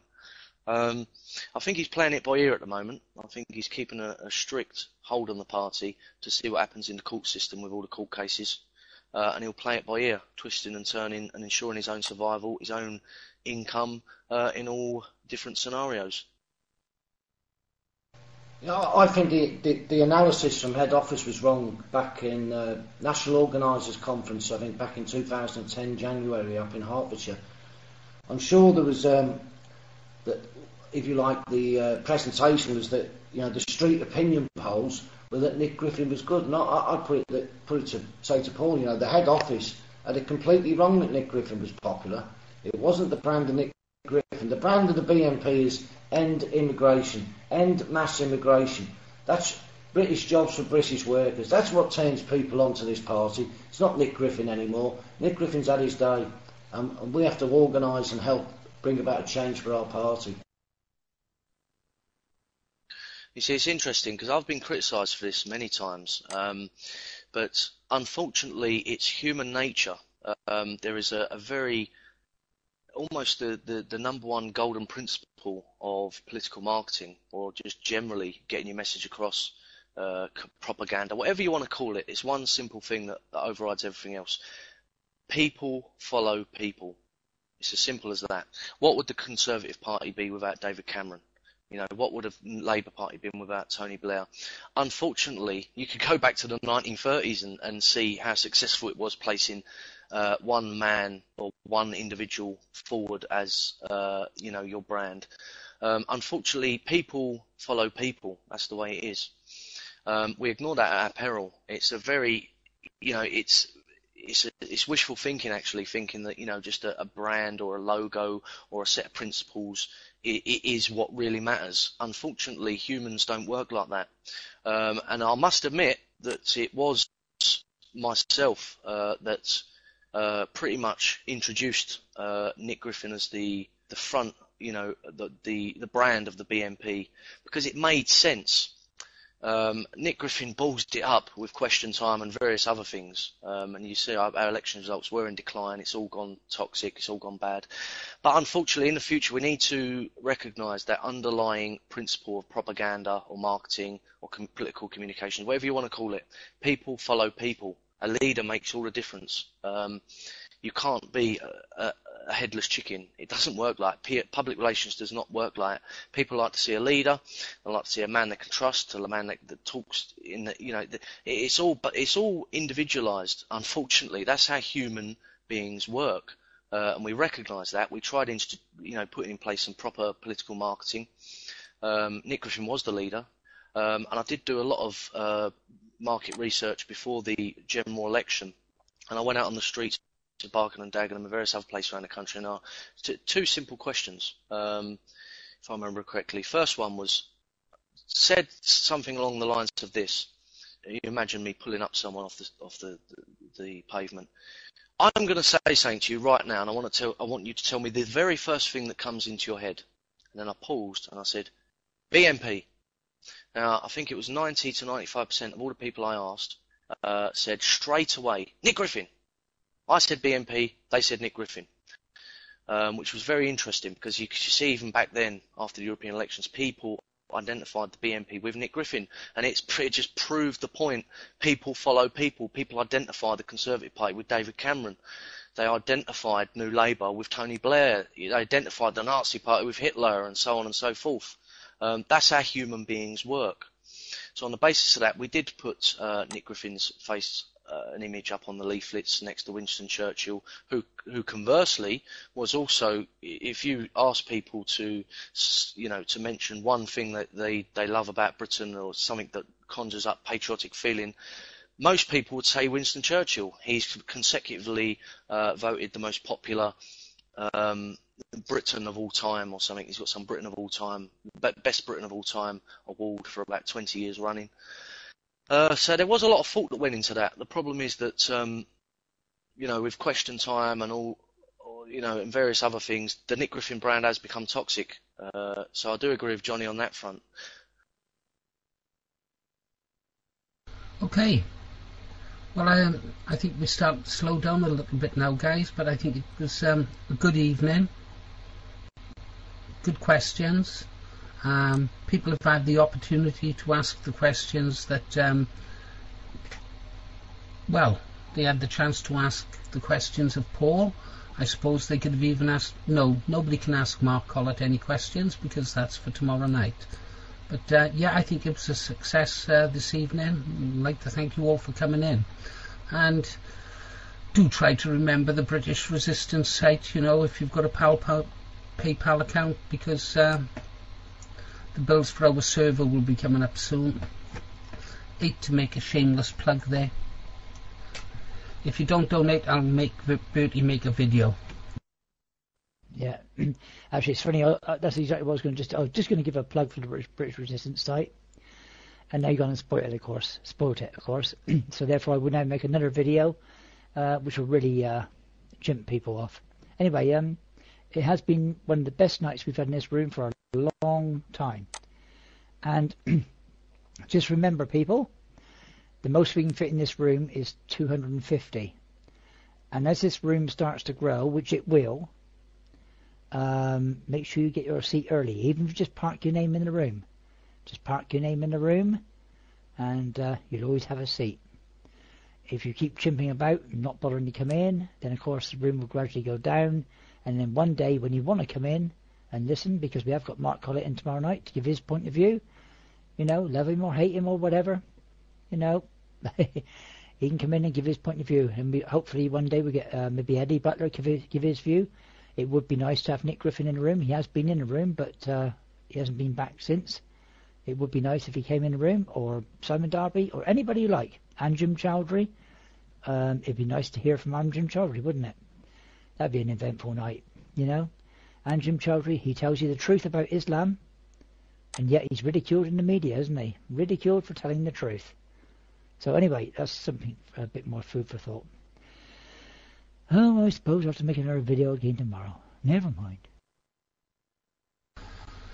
Well, it beats being probed by those Martians, Bertie. I tell you what, if I was going to market Mark Collett, I'd get his mother to do it. Yeah, because she's pretty good, you know. She's pretty impressive. So I get. I think we ought to have Mrs. Collett on here. What's it like having Mark Collett as a son? Yeah, we could do that. Bertie, do you want me to do singing now? You said if I'd done the show tonight, you'd let me have 30 minutes singing songs from Howard Keel musicals. I thought I'd start off with Bless Your Beautiful Heart, I'd. Yeah, shall I start with that one, Bertie? No, it's okay. No, actually, I'll tell you what, we'll have a deal with the people in the room. If you donate to the British Resistance just to keep the site going, then he will never be singing again. If you don't donate, then he will send you a private singing session. So don't worry, we'll find out who donates and who don't somewhere on the line, and he'll send you a personal singing, what's the name? A song. Anjum Chowdhury, see, this is the point.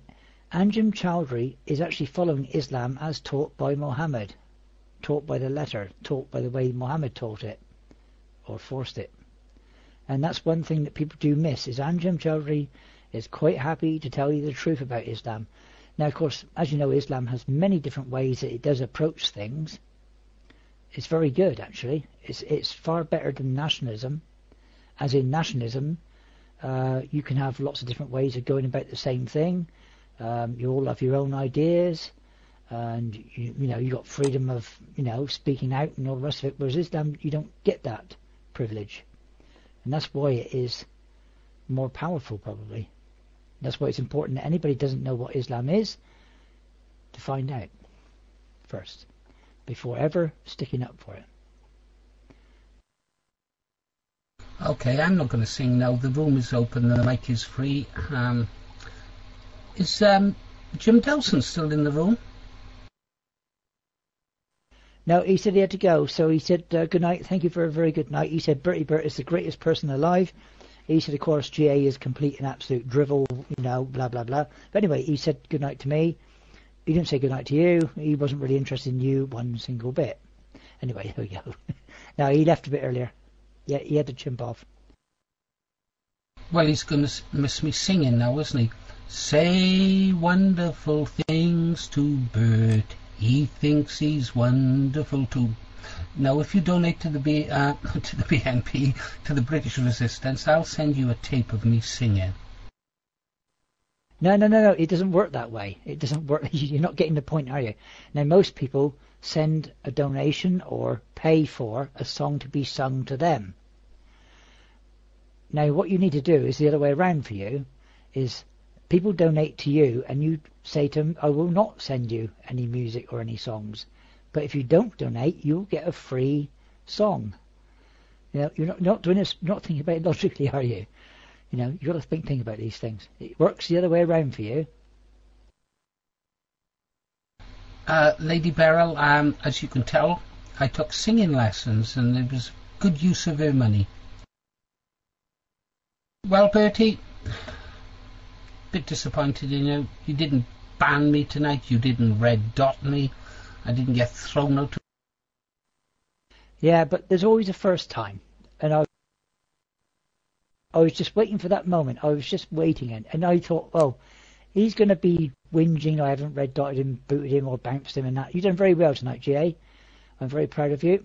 though you had to have a red nose just for that moment because you was getting a bit carried away. Yeah, well, no, it's been a very good night. In fact, it's one of the best nights we've had in this room for a long time. And hopefully as the room grows, like I say, when it gets to 250, there's no point in whinging if you can't get in the room. You know, you either support it or you take your chances about getting in, because it probably will grow. Anjum Chowdhury has a chat room on Paltalk as well, and so does Bukhari. Their rooms are, 200 plus, because they pay for another room. So they have very massive rooms. We've only got little diddly rooms at the moment, but as it grows, I'm not sure exactly what it's called, but I know Anjum Chowdhury does have Paltalk chat room, and also Bukhari, the one that was booted out from Britain and went off to wherever he went to. He still uses Paltalk for his chat room, and you could, I mean, obviously just search around. You can find Islamic chat rooms and go into them. You try asking a question. You get quite blobby with you. They do indeed. Eagle, a very good point, and I'll try and change that tomorrow, and I'll get it changed to the British Resistance. I don't know, perhaps I wish for a miracle and somehow the BMPs, you know, like these old black and white films you'd see at the Saturday matinees, and all of a sudden the hero is tied to the railway tracks, and in one bound he was free. Perhaps I hope for something like that. The interesting thing here, though, Bertie, is, and Johnny's got his hand up, is, you know, we'd all agreed that something needs to be done. Trouble is, we've got so many different ideas on the best way forward. But at least we're talking now instead of ripping each other to bits. Perhaps if we'd talked in the beginning, this wouldn't have happened, Bertie. But there you go. Your mic, Johnny. It was a question that you asked me. I think I forgot to answer you. It was on the question of the employment of Harrington, etc. You know, there's no big secret there that they can be dismissed. There's no you know, they can be sacked and given a week's pay. Harrington apparently is only on the Euro payroll anyway. You know, there's no big legal thing there. I hope you don't mind me saying this, but there's a meeting coming up this Friday in the northwest of England. It'll be a reform meeting. Expected a big turnout. Anyone who wants to go along to that should just email the BNP Reform site, or even Eddie Butler's site will no doubt give you the details of where that is. And there's another meeting on the 30th, that'll be next week, in the South East region, and I think that's around the Horsham area, somewhere like that. I'll just let you know that. Thank you for letting me address this room, by the way. No, Johnny, it's a pleasure to have you in the room. And at this moment in time, this site is, some people would say that we're not, but we are non-partisan with regards to what's happening. I do have some personal feelings, you know. For example, Johnny, I wish the BNP could be saved. I really, truly do. But I don't think it can, you know. But I'm happy that if you send us the details of your meetings, then we will publish them. We are non-partisan at this moment in time. Some people say, well, you're splitting the vote. I don't know. Whether we remain non-partisan, I can't say. For those of you who are interested in how the sort of site reaches decisions, I do seek advice from people like Bertie Bird, Corsham Crusader, Vernon, a well-respected British National Party member. Born BNP, will die BNP. I don't think Vernon will ever leave the party. And I talk to these people, and we talk through the political situation and stuff, usually early in the mornings. Come and join us if you like. And we talk things through, and this is how we normally sort of reach decisions about the best way forward. And we have our moments. At the end of the day, though, all of us were loyal to the British National Party and wanted it to succeed. We want whatever comes out of the ashes, the phoenix, if you like, to succeed also. All we are waiting for is that person, as Paul Golding said, to show his face, and then we'll rally behind him. It could even be a her, of course. It would be nice to be a her, a female. That would be great. Doesn't have to be necessarily good looking, but just a smart looking lady would be good. Obviously, I'm not going to put the makeup on again as usual that you keep trying to get me to do. I know you keep trying it. You keep saying every time, "Oh, Bertie, put on your webcam, put on your webcam." I say, "Oh, no." And in the end, you persuade me to do it, and then I put the makeup on. You say, "Oh, no, I want the blue dress or the red dress." "Oh, I've got to change into each one of them." "Oh, yeah, yeah." And there's, "Oh, cross your legs." "Oh, sorry. Oh, sorry. Sorry, I thought this was a private conversation. I was talking in a room." Well, Bertie, in my many years in the IT industry, as working my way up as programmer, programming team leader, project manager, business manager for big companies, with a proven track record, I found some of the best managers to work for have been women. But boy, have they been ruthless, totally ruthless. But I wouldn't say that we should have a leader who's a woman just because she's a woman. I still believe in the best man for the job, whether that's a man or a woman. So I wouldn't go for like the Labour Party or something, a closed list or anything like that. It would be the best man for the job, male or female.